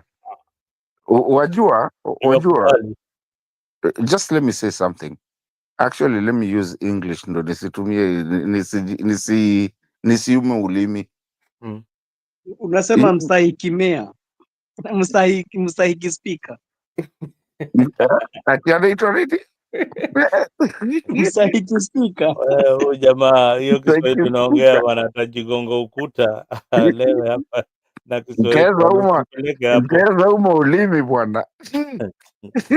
Lakini no, but you see, the one thing is that we and Mzalendo, it's nothing to si ati na kuumiza. Ni sawa, mimi unajua bana, mimi unajua pale mimi nimetoka na nyinyi. Mimi hakuna kitu yote sijaisikia kwa hii dunia, kwa hii siasa. You see, ladies and gentlemen, whoever listening to us, 2 years ago or 3 years ago, we were here with Mzalendo. And Mzalendo, you failed us a lot. We were against you. But now you're seeing what we were saying. If you listen very well to what Brother Benson said, you will come to understand. And what you stand for today, if I can pull up some of the conversations that we had before Ruto came in, some people will be very confused if that was actually you. And that is what we need to stop nonsensical kind of way of thinking. I like how at the time Brother Benson was actually doing Nyanza politics. And he's been that way, just that way. He's always doing Nyanza politics. Even today, it's just that now he's coming to what you call, national politics. But for the most part that I've known him, he's been on Nyanza politics of asking Raila. And you know what? Everything that Mzalendo, Brother Benson ever said at that time, I was just watching Nyanza politics, has come to be true. Whatever he was saying and whatever they were saying, I can tell you what he was saying, and I was against it. They were working against Raila Odingaism,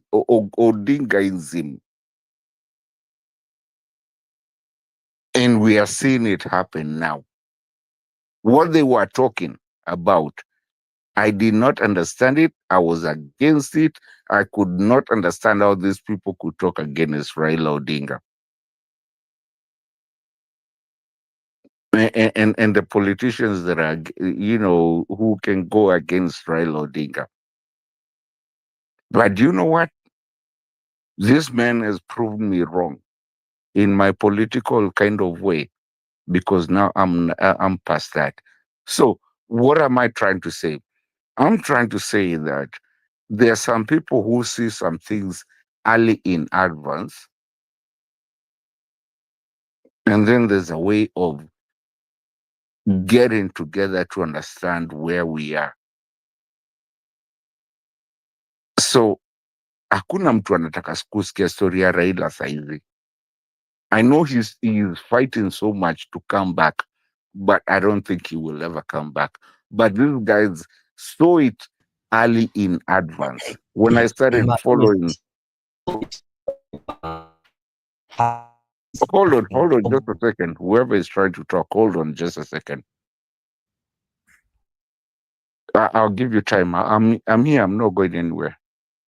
But I remember Brother Benson talking about with his channel, talking about Raila.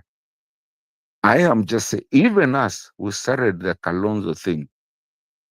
I am a Kamba. We try to we try to tell people, watch Kalonzo. They try to bring, watch Raila. But now everybody is there. Now, the thing is that, and that is one thing that has brought me from my political analysis. It has come to me to tell me that I think we need one or two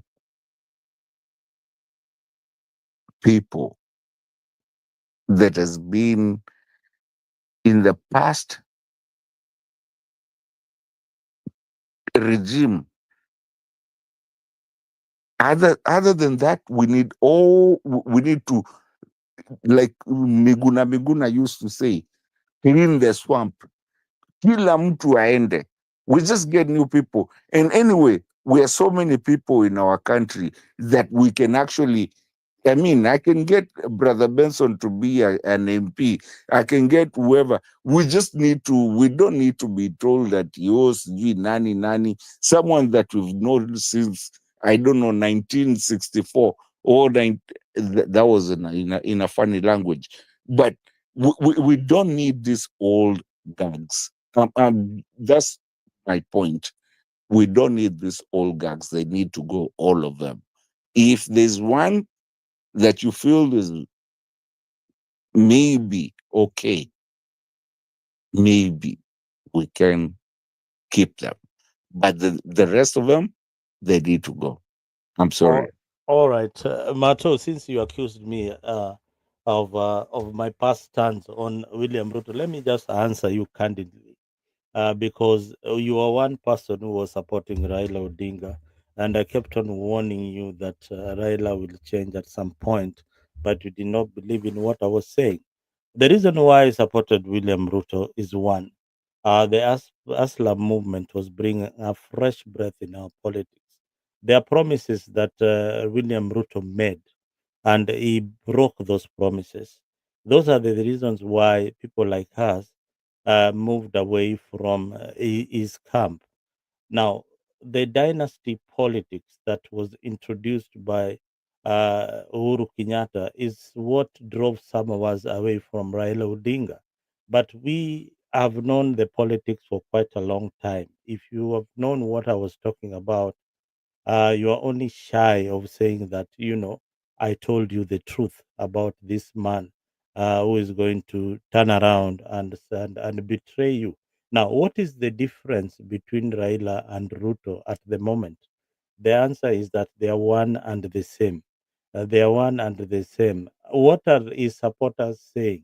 His supporters, like Leo Nyabaya here, will tell you that they are finishing the race with William Samoei Ruto. No matter the consequences, no matter the amount of death that has happened, they have decided that this is the where we are going, and we don't really care what you people are saying. And you know what? The rhetoric they're pushing around, that you gave us a Ruto, so we are finishing the race. Now, we have a situation in this country that you are failing to address, even as we meet in these forums. We are failing to address the consequences of the absence of a minority in parliament. We are failing to address the consequences of the absence of the opposition in parliament. And Mzalendo, you that just need is to stop. and Absence of and that minority. Minority just can let even be me one. finish. When we You'll have come Babu back. Tombas and you're telling me You absence of you will- minority. you Try will to have listen to yourself. you have the whole Minority, day. one You can have be the whole. minority. Let me Babu just feel. Tomba Let is me. I'm there. Babu landing. Wino is there. You're telling me the absence of I am minority. Really? landing. I am landing. You will have No. your chance. I don't want an heckling match. I think you are very good It's in not that field. heckling. You're misleading No, unless you no, don't no. understand the meaning I of don't want a minority. situation where Don't we you have will be minority in the heckling. parliament, really? All right, all right. We have the minority leader and the majority leader who seem to agree on virtually each and everything that they talk about in Minority parliament is when you're today. having majority that We have a this minority and anything. a majority that agree on everything. We have an What is the executive. definition of minority in parliament? Do they all agree on everything? We have those people who normally disagree, Yes, like they Wamutombo. agree. So those are the They can. minorities. They can. You can't say we have absence of minority Can I when we see finish so that Wamutombo you every can day rebuttal? in parliament Why and Babu Owino. why are you letting me not finish my point? Because you'll have a chance. I No, will you are introduce cunning. You're you going to after this. mislead. You want to create a No, no, perception no, that no. there is a Even if I specific mislead, individual you who have should got be a a minority, position to and that come is and what we want correct to do me. away with. We want people to be Can you let realistic. me just finish? Moderator, who is the moderator here? Can you let me just finish what I'm saying, Mr. Leo? I have Guys. I'm not the moderator, but I know you guys actually respect me. I have But told I can have we told actually you, go? Can you actually go on a rhythm? Let me just finish what I'm saying. I have told you time and again that in the absence of a parliament that can check on the executive, then we have what we call a rogue parliament that is controlled by the executive. In the absence of a party that is dining with the executive, then we don't have any other say but to go on the streets and picket and have our voices heard. That is the reason why Kenya today are so angry with what is happening in parliament and what is happening in Senate. So don't bring for me those rhetorics that who is a minority and who is a majority. We all know that we have studied history and civic education. We know that. But the only thing is that you are so forgetful. Just the other day, you are carrying sufurias on your head and you are claiming to be the opposition in the country. You are forgetting so fast because I right think now you are responding to Mato and you are done responding to you are Mato. right So now I in think it I makes am sense now you responding. we tulieni, No, it's wacha okay. You All can amalize. right, debate all according right, to that. okay, You've Wapeni explained Gimelad, yourself. amalize. Gimelad. Moderator. Sasa Miste, sema ile ulikuwa Miste, unataka kusema. Excuse. I think All Benson, right, you thank should you now. moderate this. Benson, brother I know Benson, moderate Benson, hebu this. chukua hii kitu bwana, unajua najaribu Unmute and then kusaidia hapa. moderate. Hebu Unmute, tulieni bwana. unmute, It's brother okay, Benson. thank you.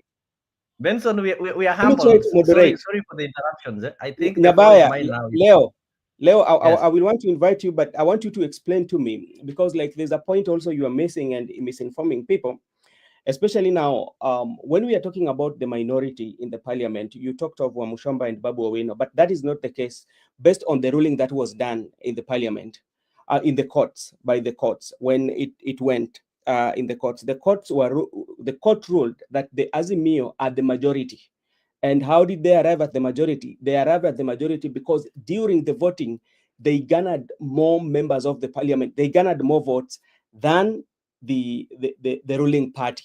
So as it stands today, based on the ruling that was made in the High Court, Azimio should be the majority. And you can remember very well, when that judgment was delivered, you saw what happened in the parliament. Even Junet called a press conference. And that day, he sat as the minority leader, but because the majority leader, but because now they are working together, it has died and nobody's talking about it. And that is they've not followed the law. They've ignored what was ruling that was done in the court. So Wamshomba and Babu Wino are not the minority. I hope now we agree there based on the ruling. I'm talking about the facts from fact information. So you can argue your points from there, if that could be okay.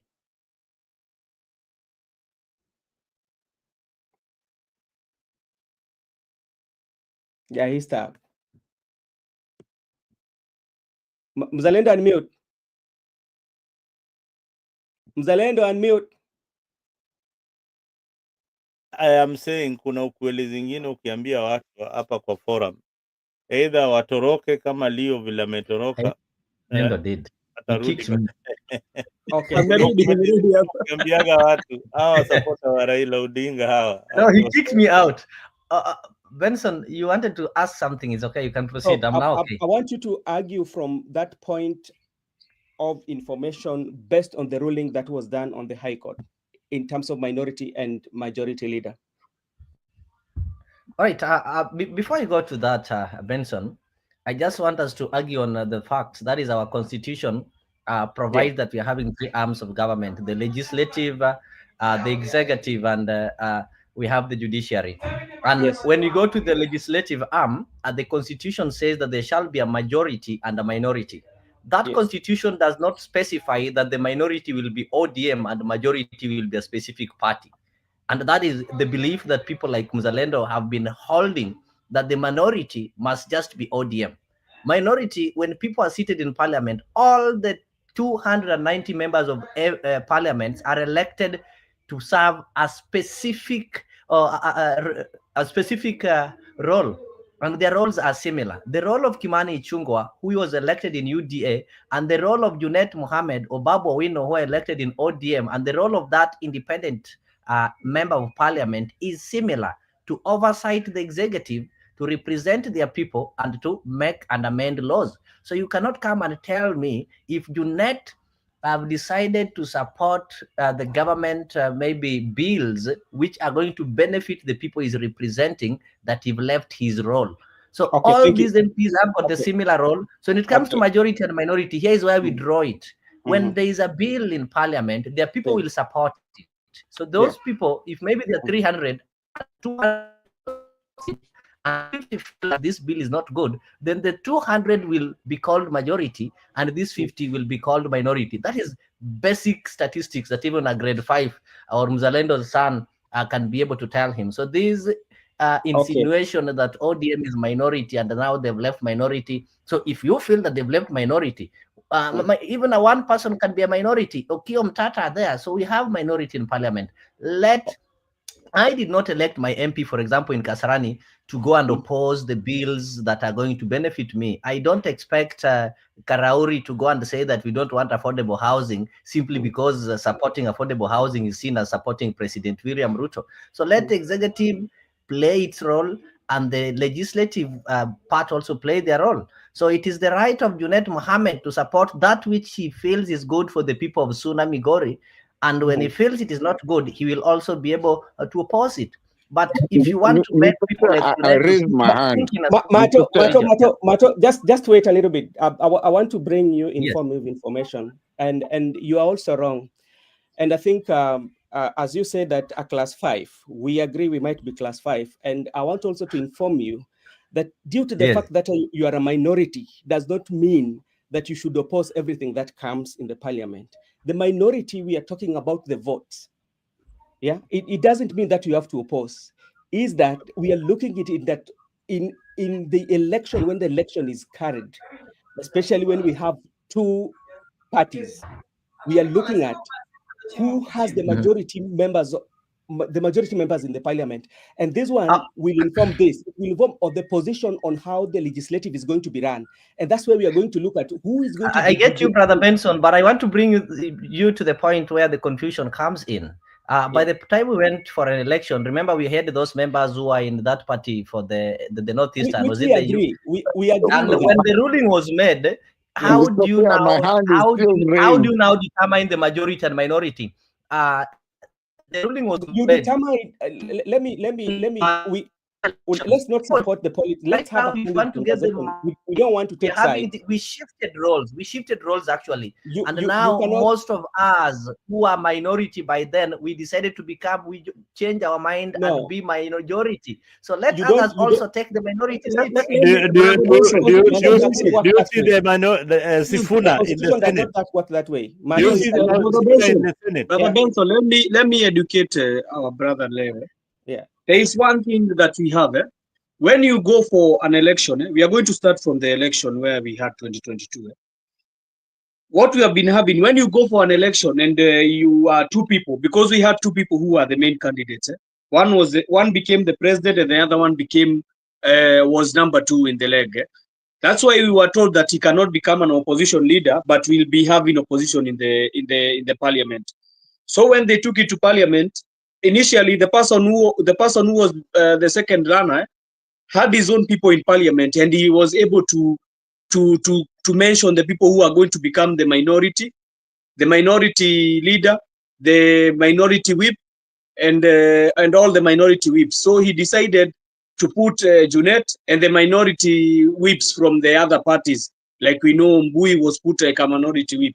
So when we come here and start saying that that people started shifting, and we don't send an MP to go and do registration in parliament because of you cannot send your MP because he needs to go and say whatever he wants to say and support any bill.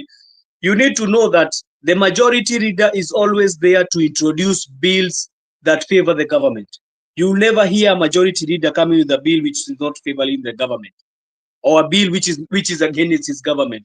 And that's why we have check and balances in parliament, where we have a minority leader who, when a majority leader comes with a bill which is contravening and it's fighting the need of the people, the will of the people, who some of the minority side, that's why it's called minority, because some of the people in the minority, they're the people who voted for this for the other candidate, but they never got elected. So that's why we have people like this to talk on behalf of these people.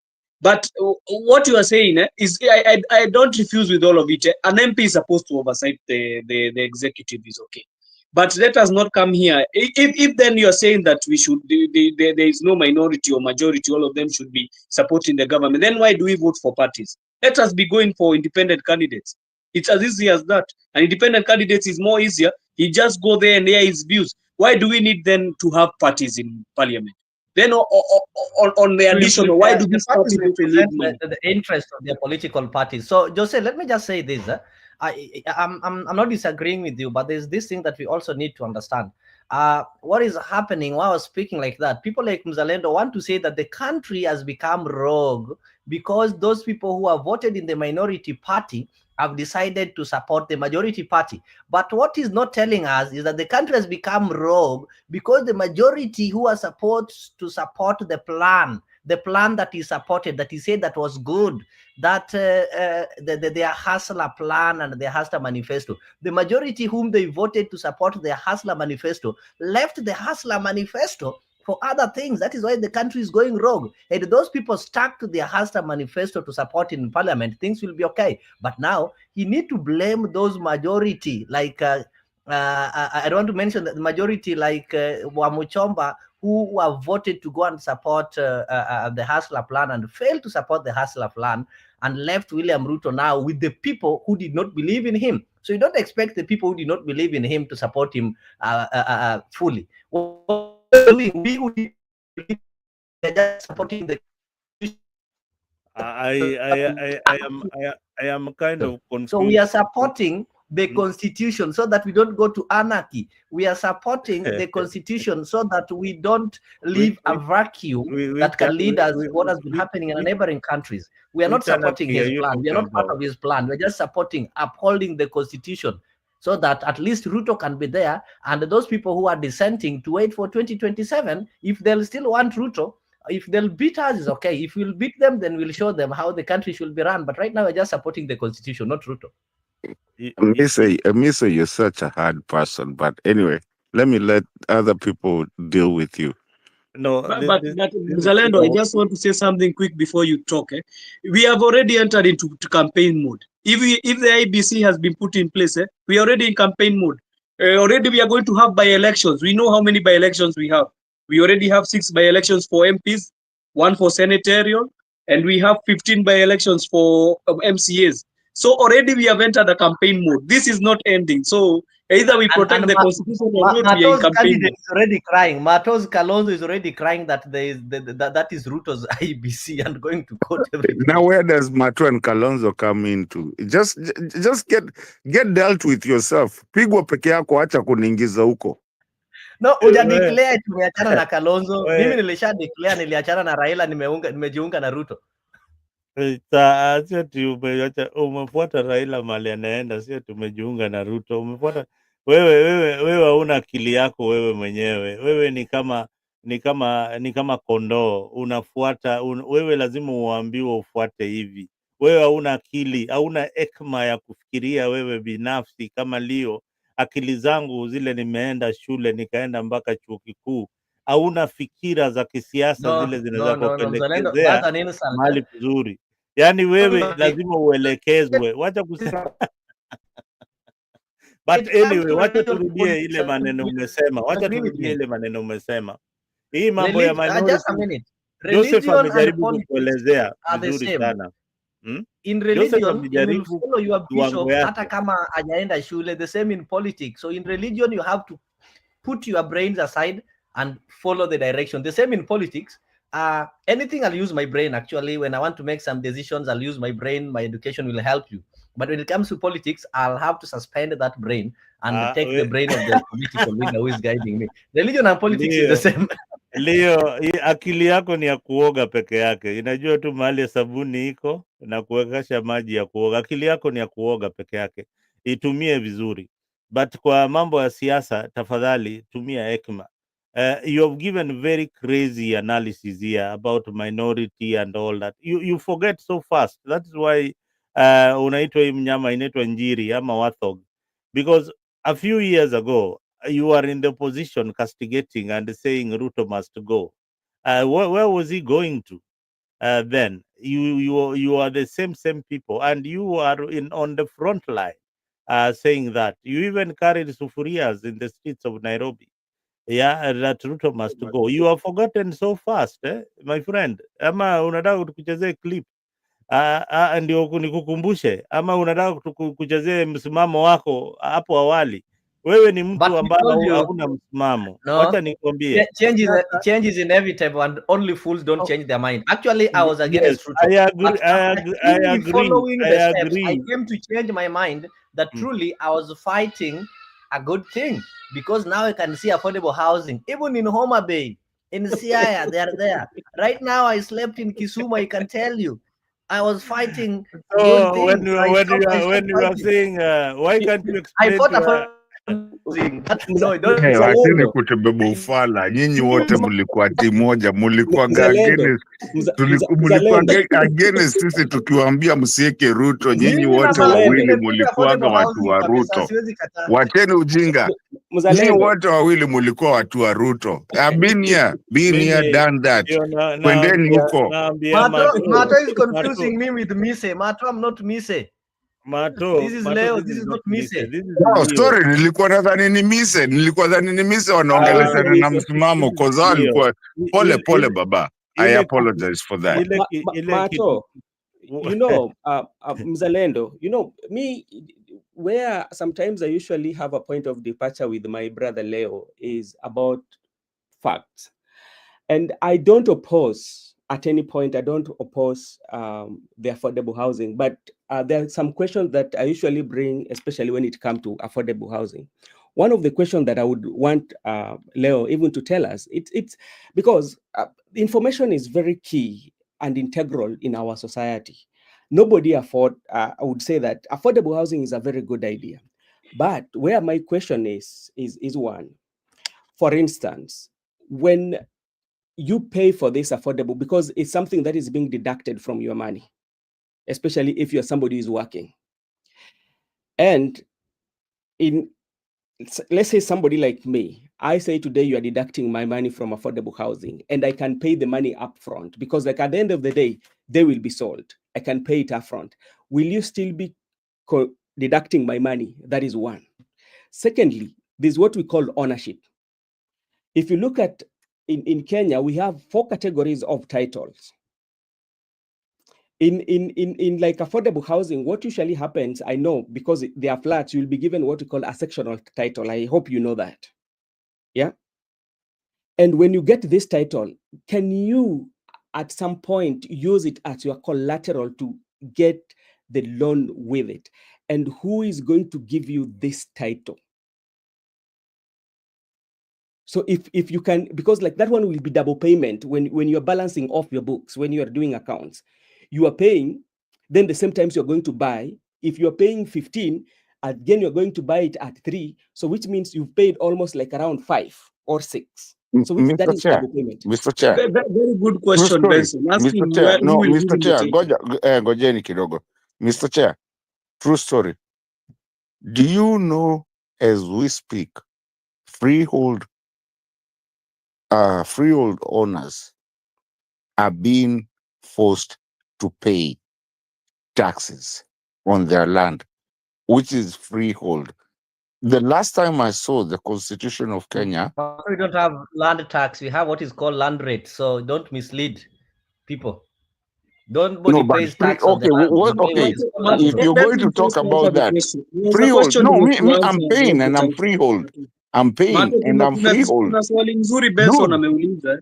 I wanted to hear the answer about the title. About the title of this affordable housing. I wanted to hear the answer. I have my title for my land, which is a freehold, and I'm paying. I'm being forced to pay taxes.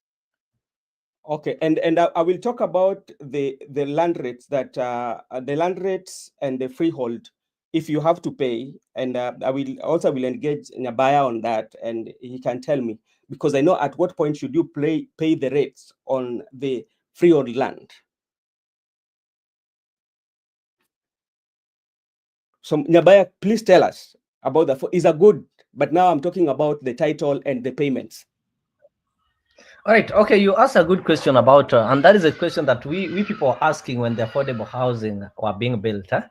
And actually, most questions you are asking, will I be able to get a title, or who owns this land? How can affordable housing be done in somebody's private land? The other day you heard that Raila has donated, I don't know, section of some land. No, stop running out. Stop running out. Stop running around the bush. Listen, I am a freehold holder. Why should I be paid anything? I'm a freehold holder. Why would I be paid? Why would you be paying rates? Okay, in developed countries, actually, when you have land, don't give me a runaround. Don't give me a runaround bullshit. Just tell me straight up why am I paying if I'm a freeholder? I am So a freeholder. you need to pay. You need to pay because others are Pay paying. Why what? won't you pay? Pay We have what to who? to Mato, the government for the services. For the services. Is it a government old country? let me assist Nyabaya, especially Yes. when it comes to land rates that you're talking about. Land rates, the reason why you pay land rates because they're what we call amenities. And what are these amenities? Amenities are services that are provided by the government. If government is providing you with water, government is providing you with the sewer in that area where you are. If you have a freehold, Mr. Chair, let me just jump in real quick.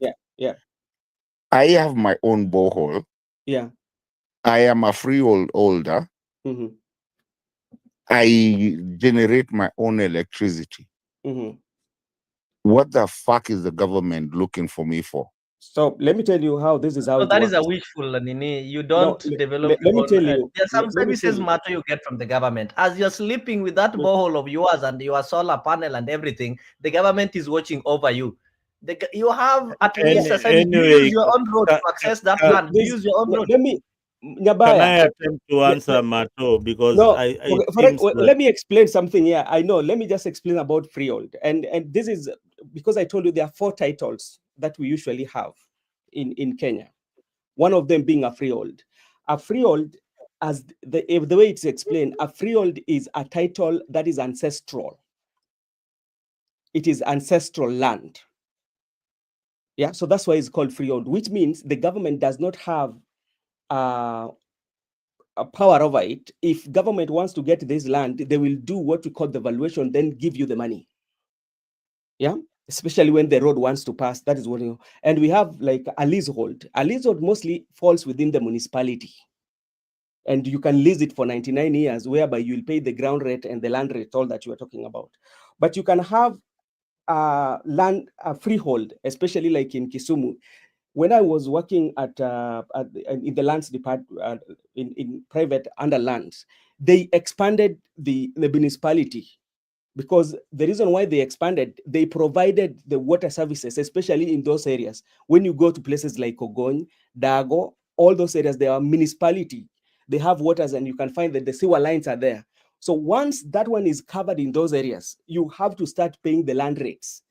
And where can you get this? You can go to the municipality where you can get the ground rent and the land rates. You go to the lands office. There are 2 different things, you know. So provided there are some things that amenities that are there, which are provided by the government, whether it is a freehold or a leasehold, you will have to pay the land rates.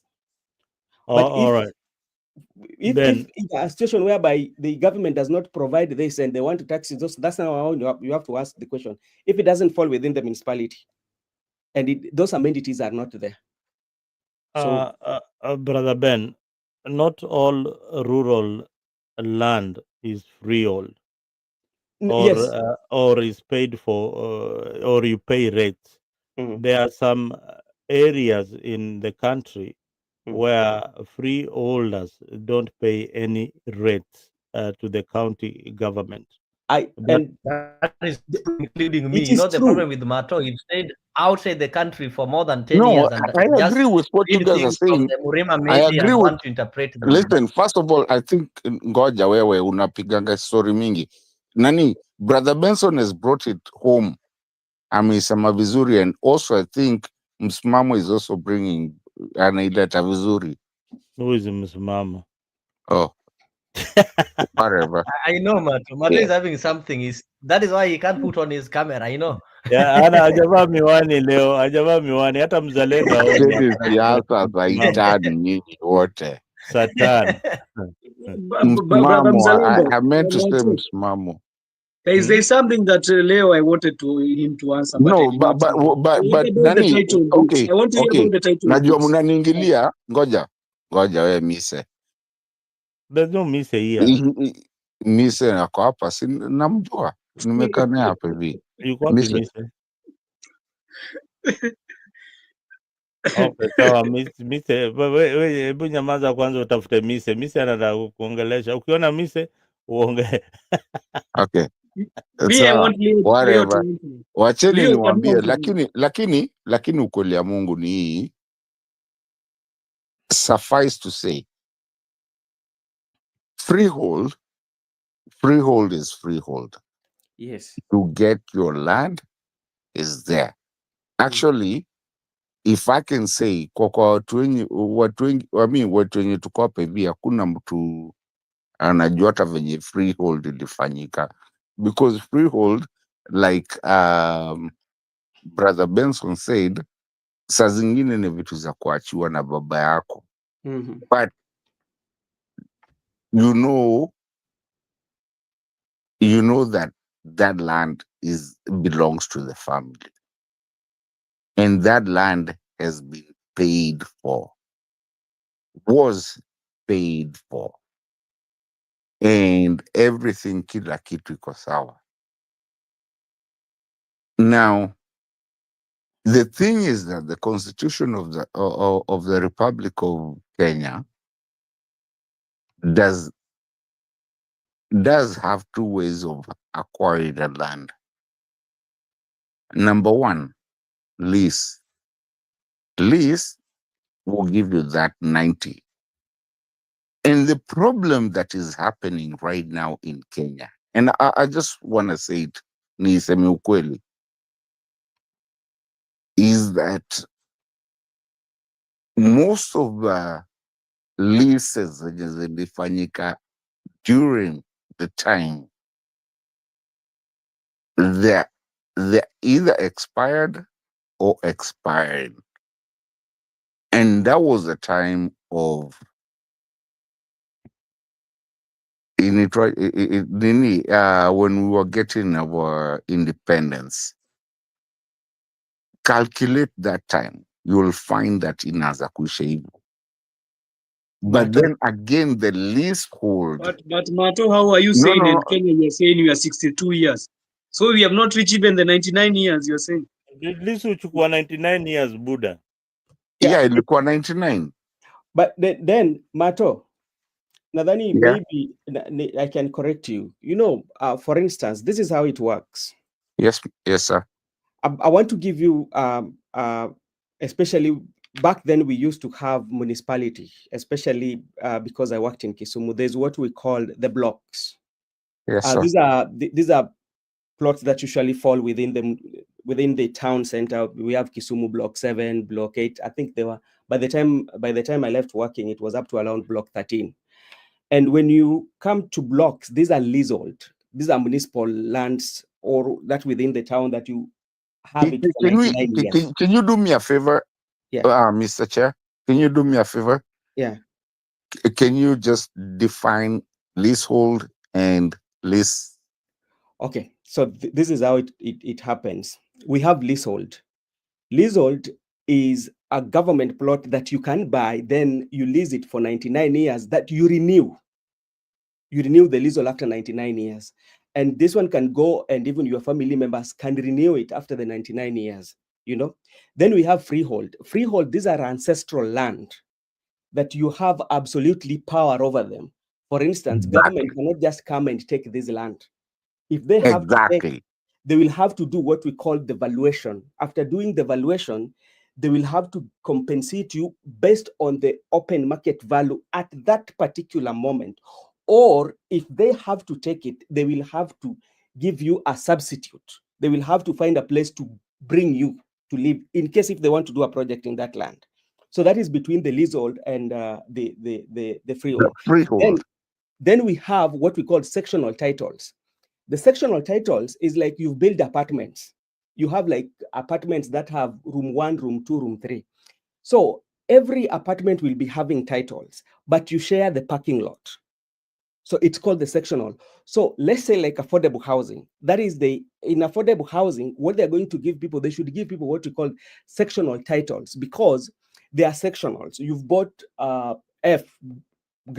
let's say like second floor, you've bought house F.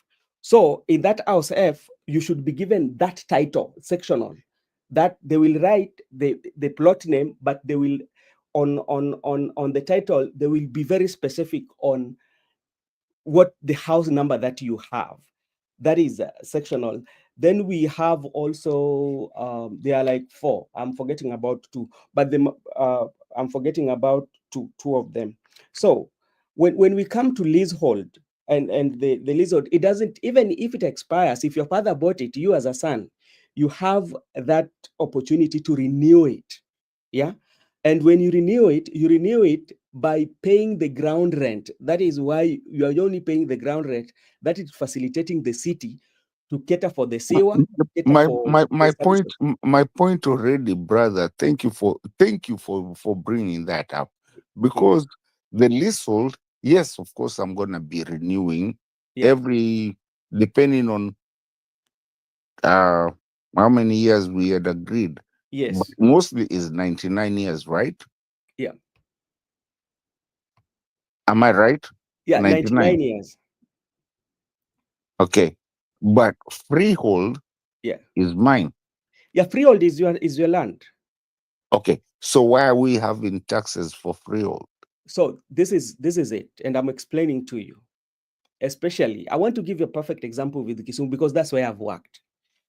You know, back in the days, the people who are living, especially who are living when you come to places like Manyata, those people, they are within the municipality, but they had what we call the leasehold titles, because those are ancestral land. Yeah. And what happens is that now the municipality was expanding.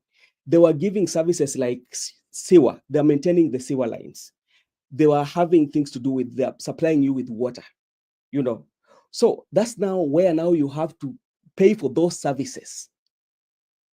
And when you pay for those services, so which means that you have to pay for ground rent, and the ground rent you pay on a yearly basis.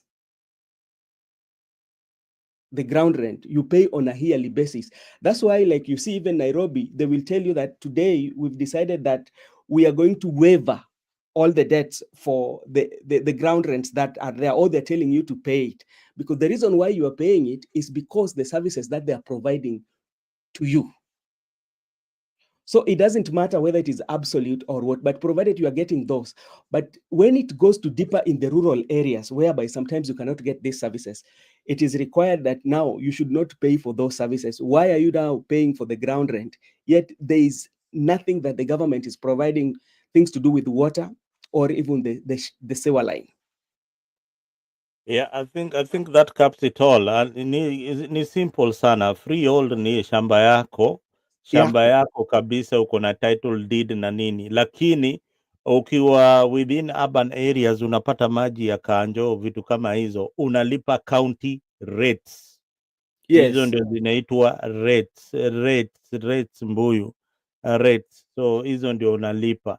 Now ile ingine ilikuwa ni leasehold. Leaseholds here 99 years, and it can also go up to 33 years. So after that, the government can decide to renew it for you or take away that property from you. They cannot, because you bought it. Remember, you bought it. No. If let me tell you, a leasehold is normally government property. Yes, it's normally government property. They have got one option. If that land you have owned it for 99 years old, they can decide to renew it for you, or they can tell you we are not renewing it. Yep. Go find out. Go find out. No, do you know the reason why the reason for renewing it? The renewal is, it doesn't mean that you are buying it. The renewal does not mean you are buying it. The renewal is that you're not getting new ownership, because if that could have been the case, yeah.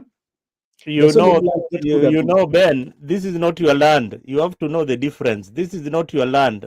This land you list it from the county government. You list it from the national government. It is not yours. It is not yours.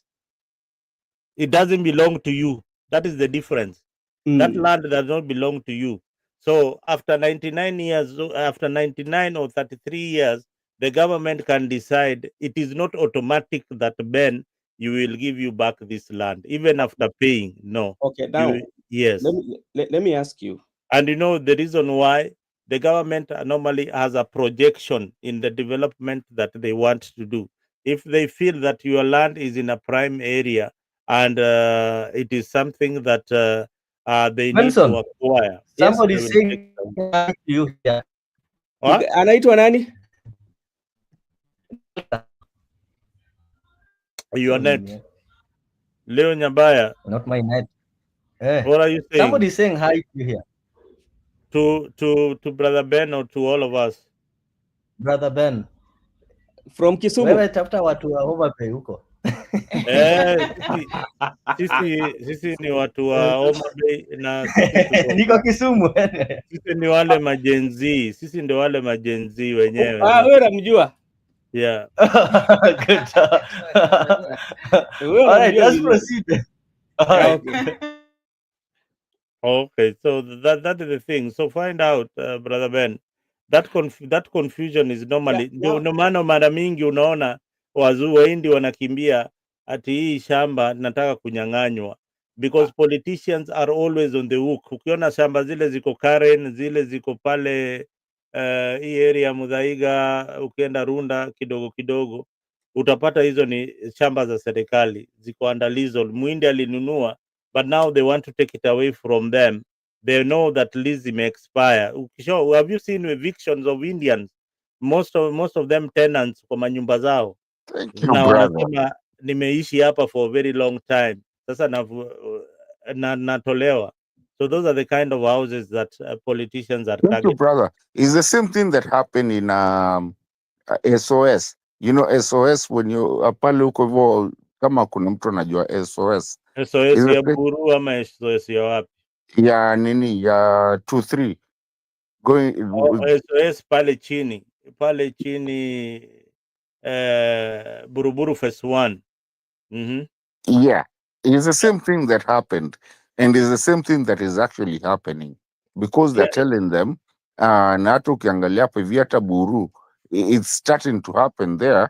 Na ukiangalia inaitwa Salem is starting to happen.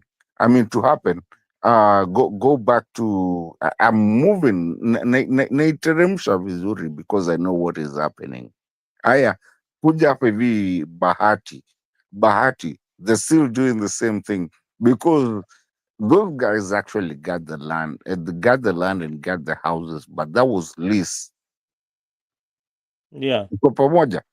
Mzalendo, what about the things that we call hizi nyumba tunasemaga umepatia parking? What are the parkings? Because also we need to understand. Is those places you are told muliambiwa na gava mjenge hapa. They are called the parkings. Then like in Dagoretti, so many of the people have been evicted. Walikuwa wamepatiwa those parkings. Yeah, you see when government gives you land, that is not your land. That's a temporary land, a temporary settlement. Hiyo ni wakati kwa muda huo. Serikali yoyote ikikuja, they can revoke everything that was done by the previous government. Unaona? So it's not a guaranteed that uko Dago ati mtaishi hapo ati tulipatiwa na serikali. Mali ya serikali ni ya serikali, itaichukua upende usipende. Haya, serikali ikipata dhahabu kwa shamba yako ikipata dhahabu chini ya udongo, ukuwe hata hiyo ni shamba ulikuwa umemiliki na uko na title, itakufurusha na ichukue hiyo shamba na ikupatie compensation equivalent to what is under that underneath that ground. Mr. Chair, Jose amenyamaza sana, hebu msalimie kidogo. Okay, another title that I was forgetting was about it's called allotment letter. It's not a title as per se, but it's a document that you're given by government agencies to say that you are having that plot, especially when you go to government schemes. Especially Mzalendo, if you go to I think like in Kisumu it used to be the schemes, these schemes government wanakupatia allotment letter, but they're not titled. They also can act as one of the documents. So there are four of them. So, and ukienda kununua shamba pia, and you know, like especially those in diaspora, Mato ndio maana nasumbua. Mato inafaa nikuje Yeah, nikwambie. cause najua kitu yenye unafanya, cause hata mimi ndo nimeleta hii conversation, lakini I need to tell you when you're supposed to kidogo iache kunyamaza. When you're going to buy land. I was asking, Brother Benson, I wanted to ask you a question, please. I wanted to ask a question. Are these lands in urban areas? Because I'm hearing like you are terming them urban areas. Sijasikia about Ushago sana. Nasikia ukiguza sana. Ushago ndio unakuwa na leasehold. Ushago ndio unakuwa na absolute. Zile za kina babu. Yeah? Zile ziko Ushago kabisa. Those are absolute titles. You have the ownership. The government does not have full control over it. You have, but just in case if government wants to do any projects that will pass through that land, they will do what we call valuation. So unaona hata Ben, your allotment, the way you have explained it, you may explain juu, but this is the fact. Ukipatiwa allotment letter ama share certificate ya shamba from the mother title deed ya mwenye shamba ile amegawa, unapatiwa kitu inaitwa allotment letter later on, because you need to later on apply for a title deed from that allotment letter. That is what it is all about. It is a temporary certificate that you are in the process of purchasing that particular land. That is what is an allotment. But it doesn't happen. You cannot be given allotment on the absolute. You cannot be given allotment on the absolute. What usually happens on the absolute when you're doing, especially now, you want to do what we call a subdivision. Yeah, you will not get anything to do with allotment letter. What will happen when you are doing absolute? What you will get, first of all, you will use the survey, and what will happen, you will get what we call the mutation, and when mutation will give the picture on how this plot is divided, and it will give the numbers that is going to generate from that. And what happens that when you divide the land, it dies off. The original number dies off. The first immediate number is given to the person who's the owner of the land. The second generated numbers are given to the people who you are dividing this land to. You know, when that one has happened, you don't get allotment letters. You will just have the mutation, and after getting the mutation, you will do the search. You will wait in the process. Then you will get the title. You don't get allotment letters. Allotment letters are given especially in the government land agencies. Zile plot za gava. You holding in brief. That's where you're given allotment letters. Absolute, you cannot give an allotment letter. Even when you do subdivision, it can. It only happens in the government land. So, but also I support Benson, because how will you be given a title deed and you are in a government land? It's very confusing. Just the because same way, because the government is the one to give you the titles. Ndio Mzalendo. The same way you just said that nyumba zile zinajengwa na Ruto watu wanapewa lakini hebu let me ask you, zinajengwa na Ruto na zinapewa which government owns the land? Kwa shamba ya serikali.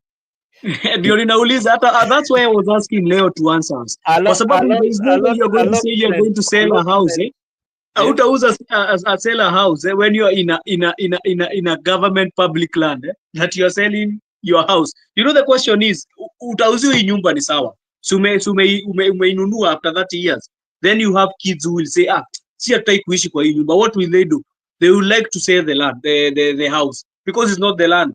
They would like to sell the house. So imagine wakiuza hiyo nyumba, wataiuzaje kwa public land? That is the question. Ile kitu lazima ujue, brother Ben na wengine. Allotment letter is a temporary document that leads to a title deed. That is it. Hakuna kitu ingine. Yani ni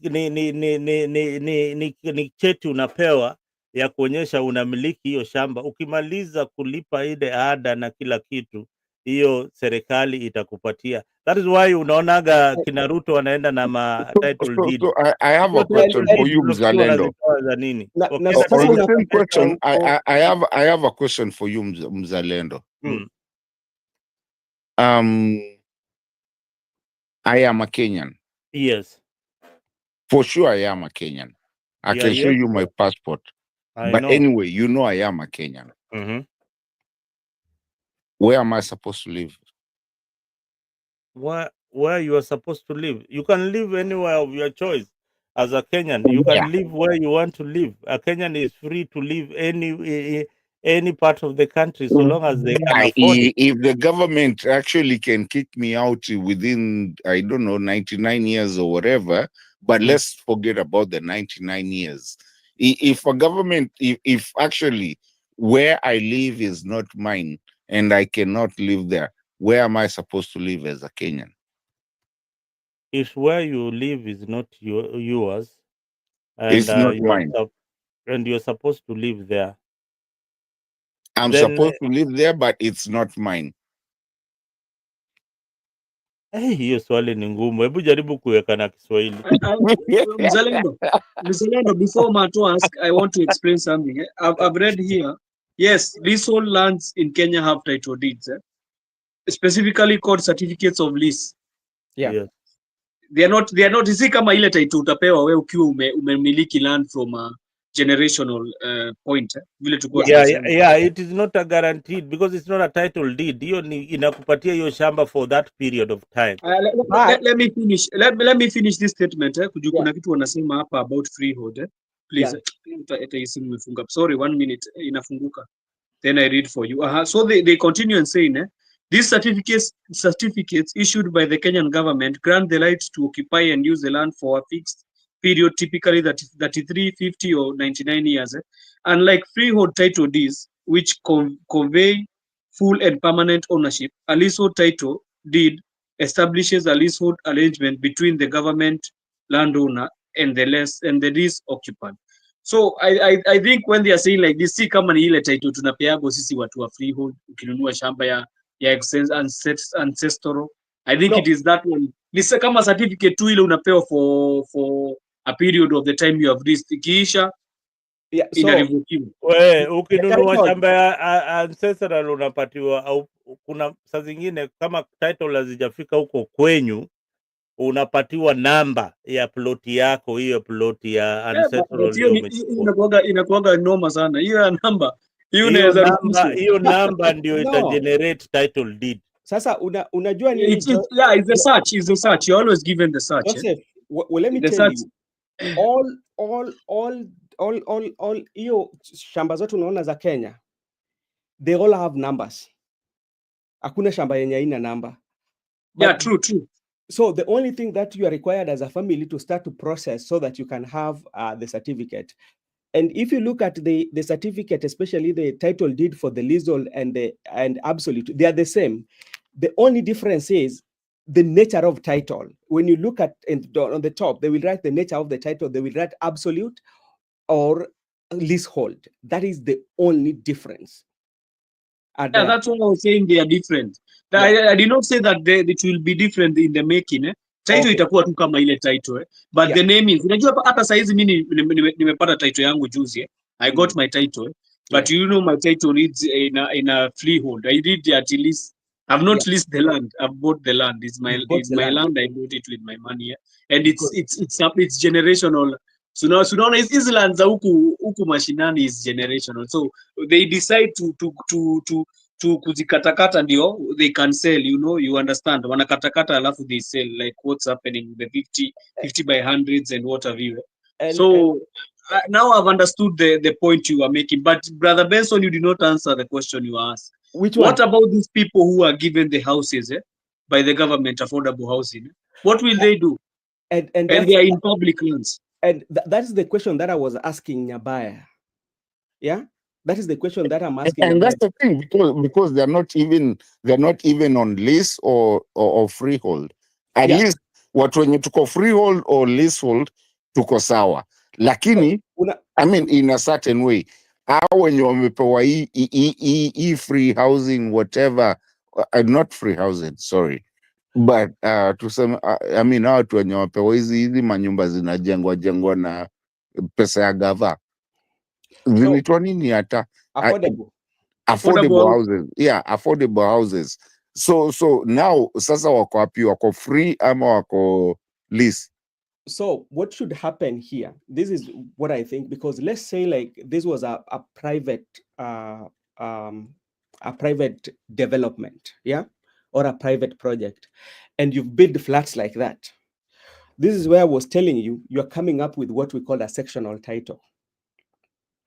And a sectional title, it sits on a plot. Let's say that it sits on a plot of plot number 3, for instance. Yeah, that's the entire plot. But we have sectional apartments. So you buy apartments. No, where Brother Benson, wacha kukimbia kitu. Let's be. We have been very cordial here. Mm-hmm. This thing is already says tumepigana hapa hivi story ya freehold and leasehold. Mm-hmm. And that's the only two tume come to a point of the two ways of having a land na kila kitu. So now, are these guys on a freehold or on a leasehold? Let me answer you. They are on a leasehold. They are not on a freehold. They are on a leasehold. The land is owned by the government of Kenya. You are a tenant in that house for 99 years. You will renew it. You will renew it when your terms expires. Thank you, brother. I appreciate you.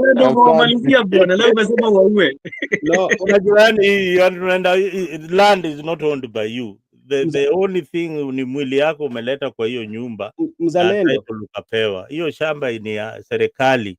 Shamba ni ya serikali. Inaweza decide siku moja inabomoa inakupeleka mali ingine. Mzalendo. Yeah? And that's the question that people are asking, because if you remember very well, in Nakuru, there are some houses that were sold at the market value. Yeah, at the market value. There were 1 bedroom and I think 2 bedroom, and they were affordable housing at the market value. And remember, the people who bought those houses, they are still being deducted affordable, that levy from from their paycheck if they are working. Yeah. So which means you've bought this house at 3.2, for instance, and the 3.2, and you've been contributing. Yeah. So at the end of the day, what is the value of that house? You have been contributing to this. And again, how do you value a house above another house? You value it at the most nonsensical thing I've ever seen in my life. Okay. Valuers. Mato, when there's what we call valuation, especially when it comes to land. It just don't sell a house. There will valuers who will value a house. So when do you have to do a valuation, especially, and this one falls under those who have gone to campus, they've done what we call the land economics. So when you value, you have to value a house. You might value a house for book purposes. You might value a house for loan, or you might just value it maybe as you want to know the market value of that particular property. And there are so many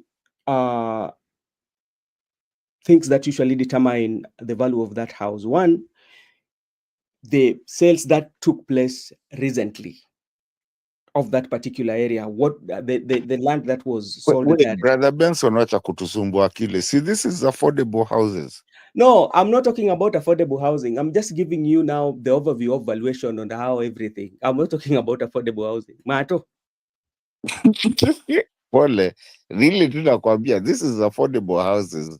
Tumeambiwa is affordable houses, itakuwa ya kwako na yako. Already now tumejua kuna freehold, kuna leasehold, na sasa now we are moving on to know that after 99 years or whatever it is, if we actually reach to 99 years, that something will happen, which has actually happened to many people since independence also imefanyika. So now, brother Benson, wacha kucheka. Unaona nyumba za Jericho, nyumba kama za Maringo, hizo mamtaa hizo Bahati, Jerusalem. hizo ni freehold, yani hizo ni manyumba watu wanalipa rate za kanjo, wanasema unalipa kadi fulani. You see the way kuna mtu analipa nyumba 500, say analipa tu ground, analipa tu hiyo ground Ground rate, yeah. rate.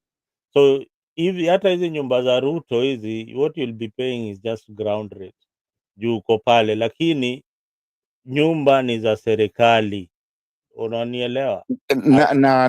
Okay, good, umejileta ukajiingiza kwa box mwenyewe. Sasa wacha nikuulize, hiyo nyumba itakuwa nani analipwa? Nani analipwa aje? Si ni serikali inalipwa? Si wewe unanunua nyumba kutoka kwa serikali, pesa inaenda kwa serikali. You know what really happened, and I think like if you are getting services like maji nini vitu kama hizo, unalipa rates kanjo. Then another question before Brother Benson you ask. You know, when you develop, let's say for example you have bought a land you want to build, wachana hizi affordable housing, there is something that always come in, ukinunua hiyo nyumba you want to build it for a certain a period of time, ndio utafanya renovations ya hiyo nyumba, si ndio? Maybe like 10 years you are going to do the renovations. So what about these houses? Who is going to be doing the real renovations and what have you? Because we are hearing even some of them have elevators. Unajua ukiwa kwa nyumba yako iko ground, ukifanya mambo yako ya renovation is easier kwa sababu ni two touch ups, but who will be doing those kind of things like the lifts and what have you? Inamaanisha you'll be getting again into your pocket kupatia gava pesa then to do the renovations, because and that is also confusing. Those are the questions that were rising, especially when it comes to affordable. Those are the questions that have never been answered, and I don't think they will be answered.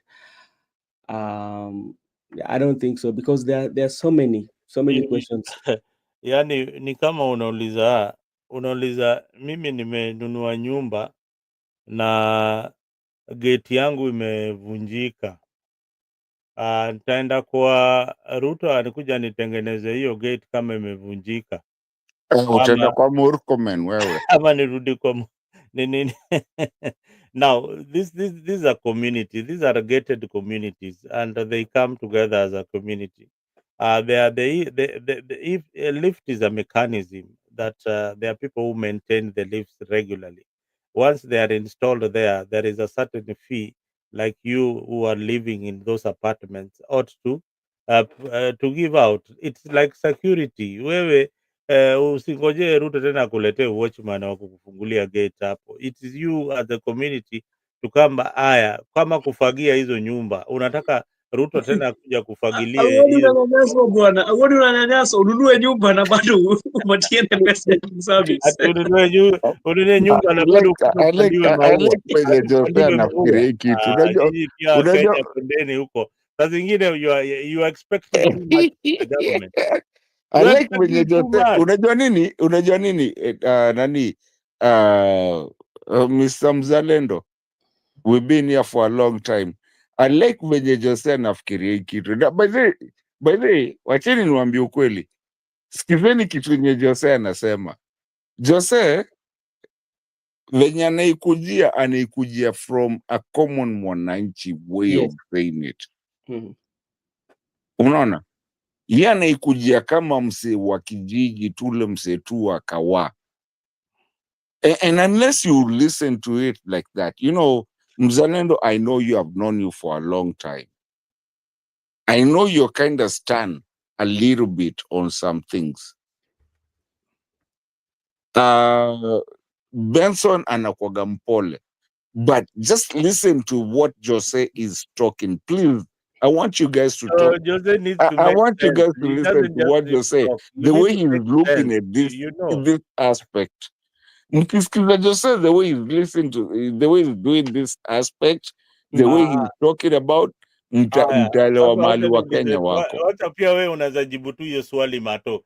Umeenda kwa kadila, umenunua gari, umeshapatiwa logbook ya gari yako, enda na hiyo gari.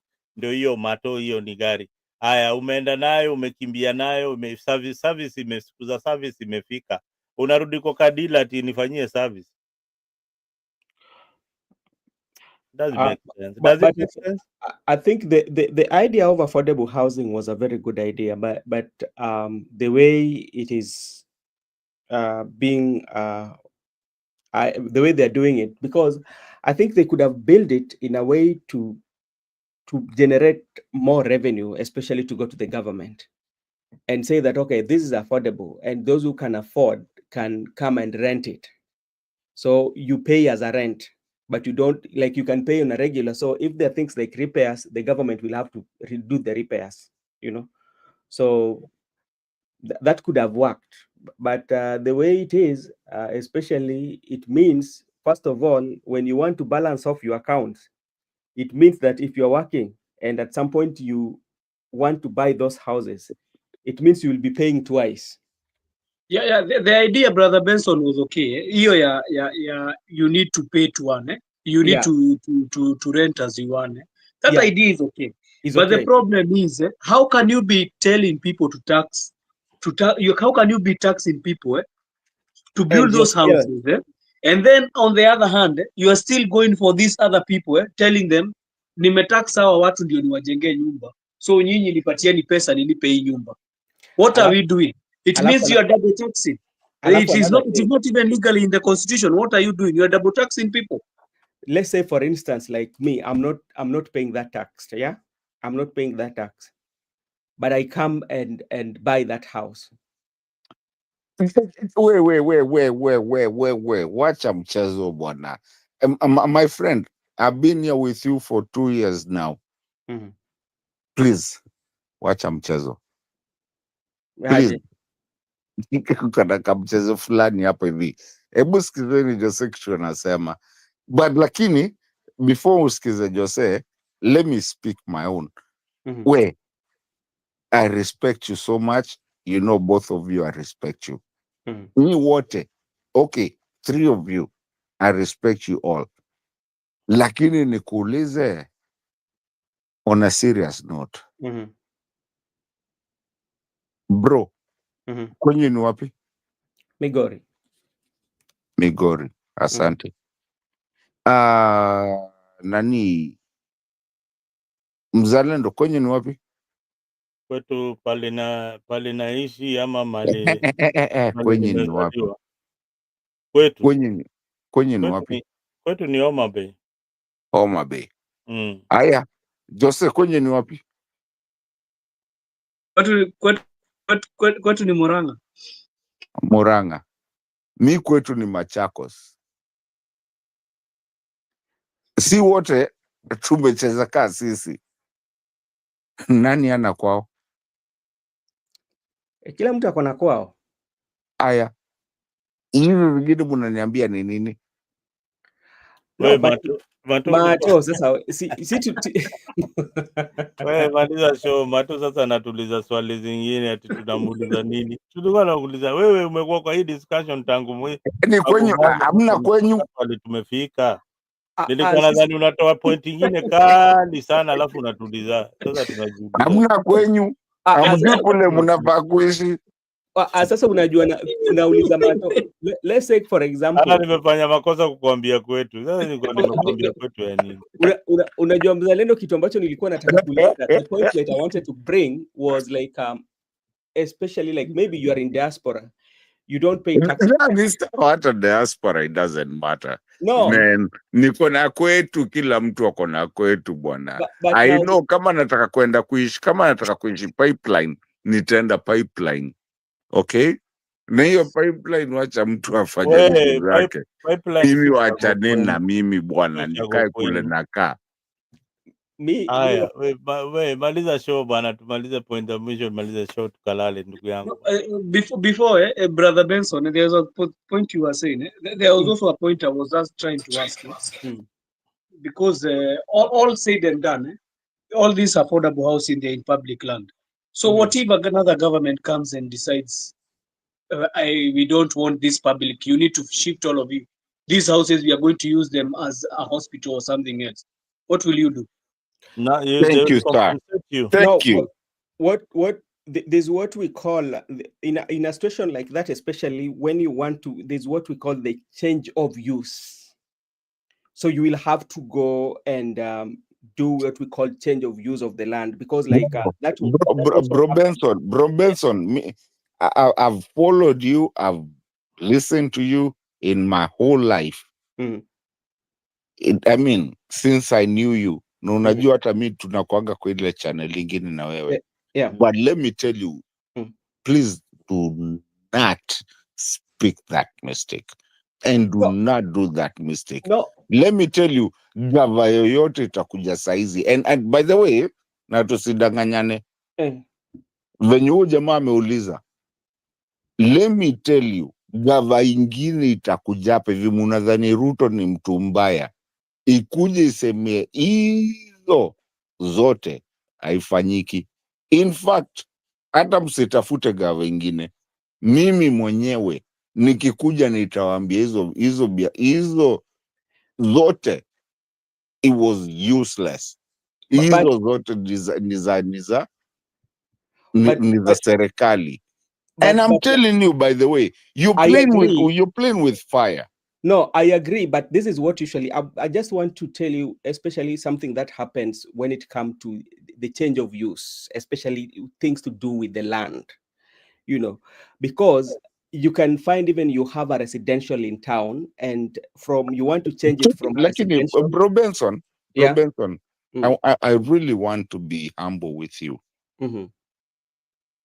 On the first, tumekimbizana sana hapa hivi mimi na wewe.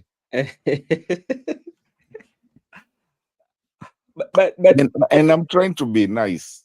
And I'm also trying to let somebody who is out there, especially based on what Joseph has really asked about, especially because we are dealing with the land, and maybe the government that might come wants to change the user, wanataka from residential or maybe to another, maybe like what Joseph was saying. So what happens that you cannot just come, you have to follow the law, especially to change of user. So what it was being used for before is being used for another thing. Yeah, so it has to be done. You see, and I agree with you. Yeah. And just to promote what you're saying, and for you to understand what I'm saying, I'm not fighting you in any way. I'm agreeing with what you're saying. Yeah. I'm just saying that you see, there's a very limited kind of way of understanding things and things that are going to be done. And this is real. It's gonna be done. We're just saying it, but it's going to be done. Someone is coming who will say this thing was done the wrong way. Okay. It is coming, even Mato, as he says. You have seen what the Shagashagwa's message has been. We are going to what does he say about the pay slips? We are going to return the pay slips. We are going to return the dignity of the pay slips. So when he says the dignity of pay slips, brother, don't even wait for another thing. It means we are going to stop. So what will happen is that scenario is that now, because like what Rigathi Gachagua, from my own understanding, what he says is that like the levy, especially paying taxes to build the houses. Stop, bro. Yeah. It's not about Rigathi Gachagua. Please just leave Rigathi Gachagua alone. But this is his words. It's about Kenya. Forget about Rigathi Gachagua is a Kenyan. Is a government coming? A Kenyan politician. Yeah. Opposition leader. Because also maybe they are the next government. And also public figure. Yeah. Whatever he says is very important. and that one can make people, because like it's You know, campaign. the problem with you guys is that no, I'm sorry, and I at least we are four of us. Yeah. The problem with us Kenyans is we listen to the four of us on the screen right now. We are not listening to the people. But Okay? Mato, No, I'm serious. I'm serious in what I'm okay, you're trying to serious. say. Also, something also you have to understand, when you come to the platform, you're coming as a political analyst, and you have to I am a analyze the political situation. analyst, and you know me, you've known me for more than 5 years now. Yes. Yes. So I'm telling you, we can look at each other right now. I can look at your screen. I mean, my screen, 4 people. But let me tell you, we are not 4. There's a lot of people, and there's so many things going on. Tuona ni kama there's another there's a fifth a person and a third person kuanatusikiza, yani is becoming metaphoric. Mkona watu wengi hata mujijui jiji, unadhani unaongea peke yako. Hii inataka literature. You guys, I think we need to wind up the show at this particular moment. Otherwise, we become irrelevant in whatever we are saying. Tumesema enough is enough. We have talked about some of the issues that we needed to have talked about is Rigathi's trip in the US. Lakini tupatie closing remarks. Yeah, closing remarks na nitawapatia kabisa. Siwezi kosa kuwapatia remarks. But before I give you my closing remarks, wewe pia toa closing remarks and make it brief, less than 2 minutes. Mi nitapeana ya mwisho. Nangoja uko Okay, mwisho. Jose, go first. Yeah, my closing remarks is we need to be careful with everything that we are going to come up with. You know, we might remove this guy and bring another guy who is also worse than him. So when you are thinking about everything that you are doing, you need to hold the thought of the 3 years. Now we're in 3 years. What has happened within the 3 years? Would you want to see another thing like that again, or would you want to change? And also, we should not even keep accounts to the president also. We need to know even the members of parliament that you are going to elect. You need to go and check their credibility and accountability, because we have voted for a parliament that has not been very settled. They have been like ni kama wako kwa gava mwili yao yote. They don't even support when you hear a member of parliament saying that mimi ni chama ilileta bunge, forgetting that the people who voted for him are the ones who took him to that parliament. So when we are voting in 2027, because I know we are going to do it, already we have opened up campaign period. That is what we have done. Because if we start the by-elections, we are going to the campaign period. We need to know which leaders we are going to vote. That is only my part in short. And for the IEBC, you need to give us credible elections. If you don't give us a credible election, the country will burn. Thank you. All right. Okay.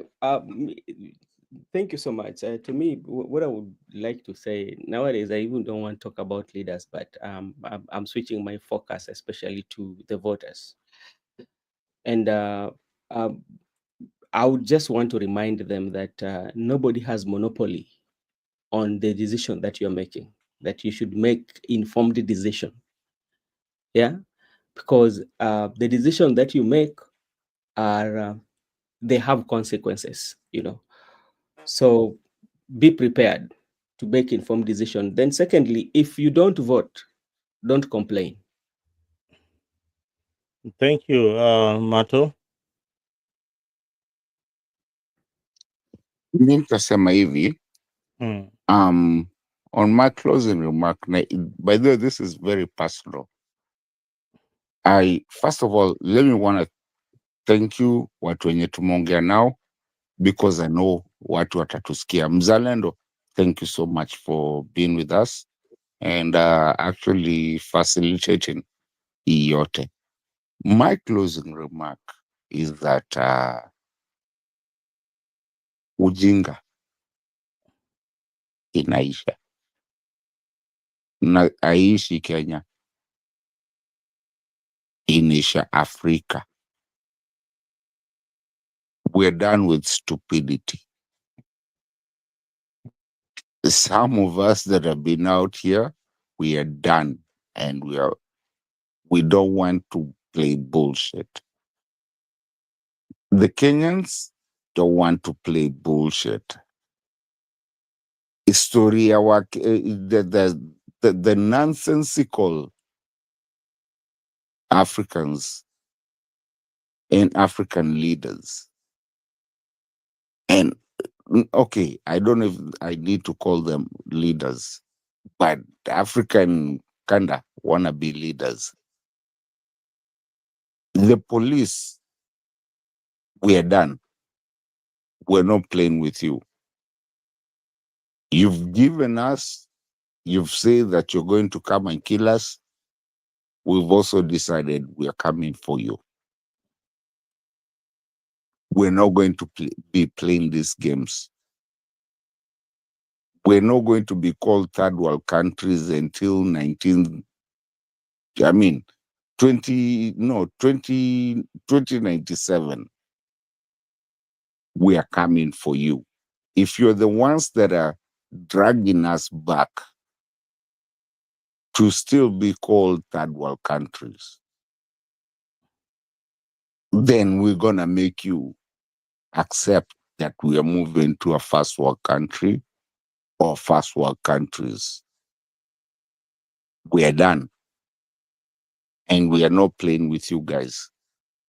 It doesn't matter. Kill me today, kill your kid tomorrow. You saw a lady meet with the son on maandamano. And that was one is saying no maandamano, that's the mother. The other one is in maandamano, that's the son. We are done. And we are coming, either diaspora or at home. And some of us are planning to come at home. To come back. Don't be saying, huyo mtu ako huku nje. We are coming. And we are coming hard. So, guys, I'm just saying, it has come a point where we really have to ask ourselves, are we a third world? And for how long are we going to be a third world? Haya, nimemalizia hapo. All right, guys, thank you for joining AFRIQ this evening. Thank you for stepping up, Mato, Brother Ben, Leo, and Jose was here for with us for the first time. Guys, you've heard it, and the system is broken. It's been weaponized. But what they forget is silence can be louder than the sound when it is carried by the truth. Tonight wasn't just a report, it was a resistance. Until freedom rings without fear, we will keep asking, keep demanding, and keep rising. This is AFRIQ 24. We don't blink. We will keep on talking.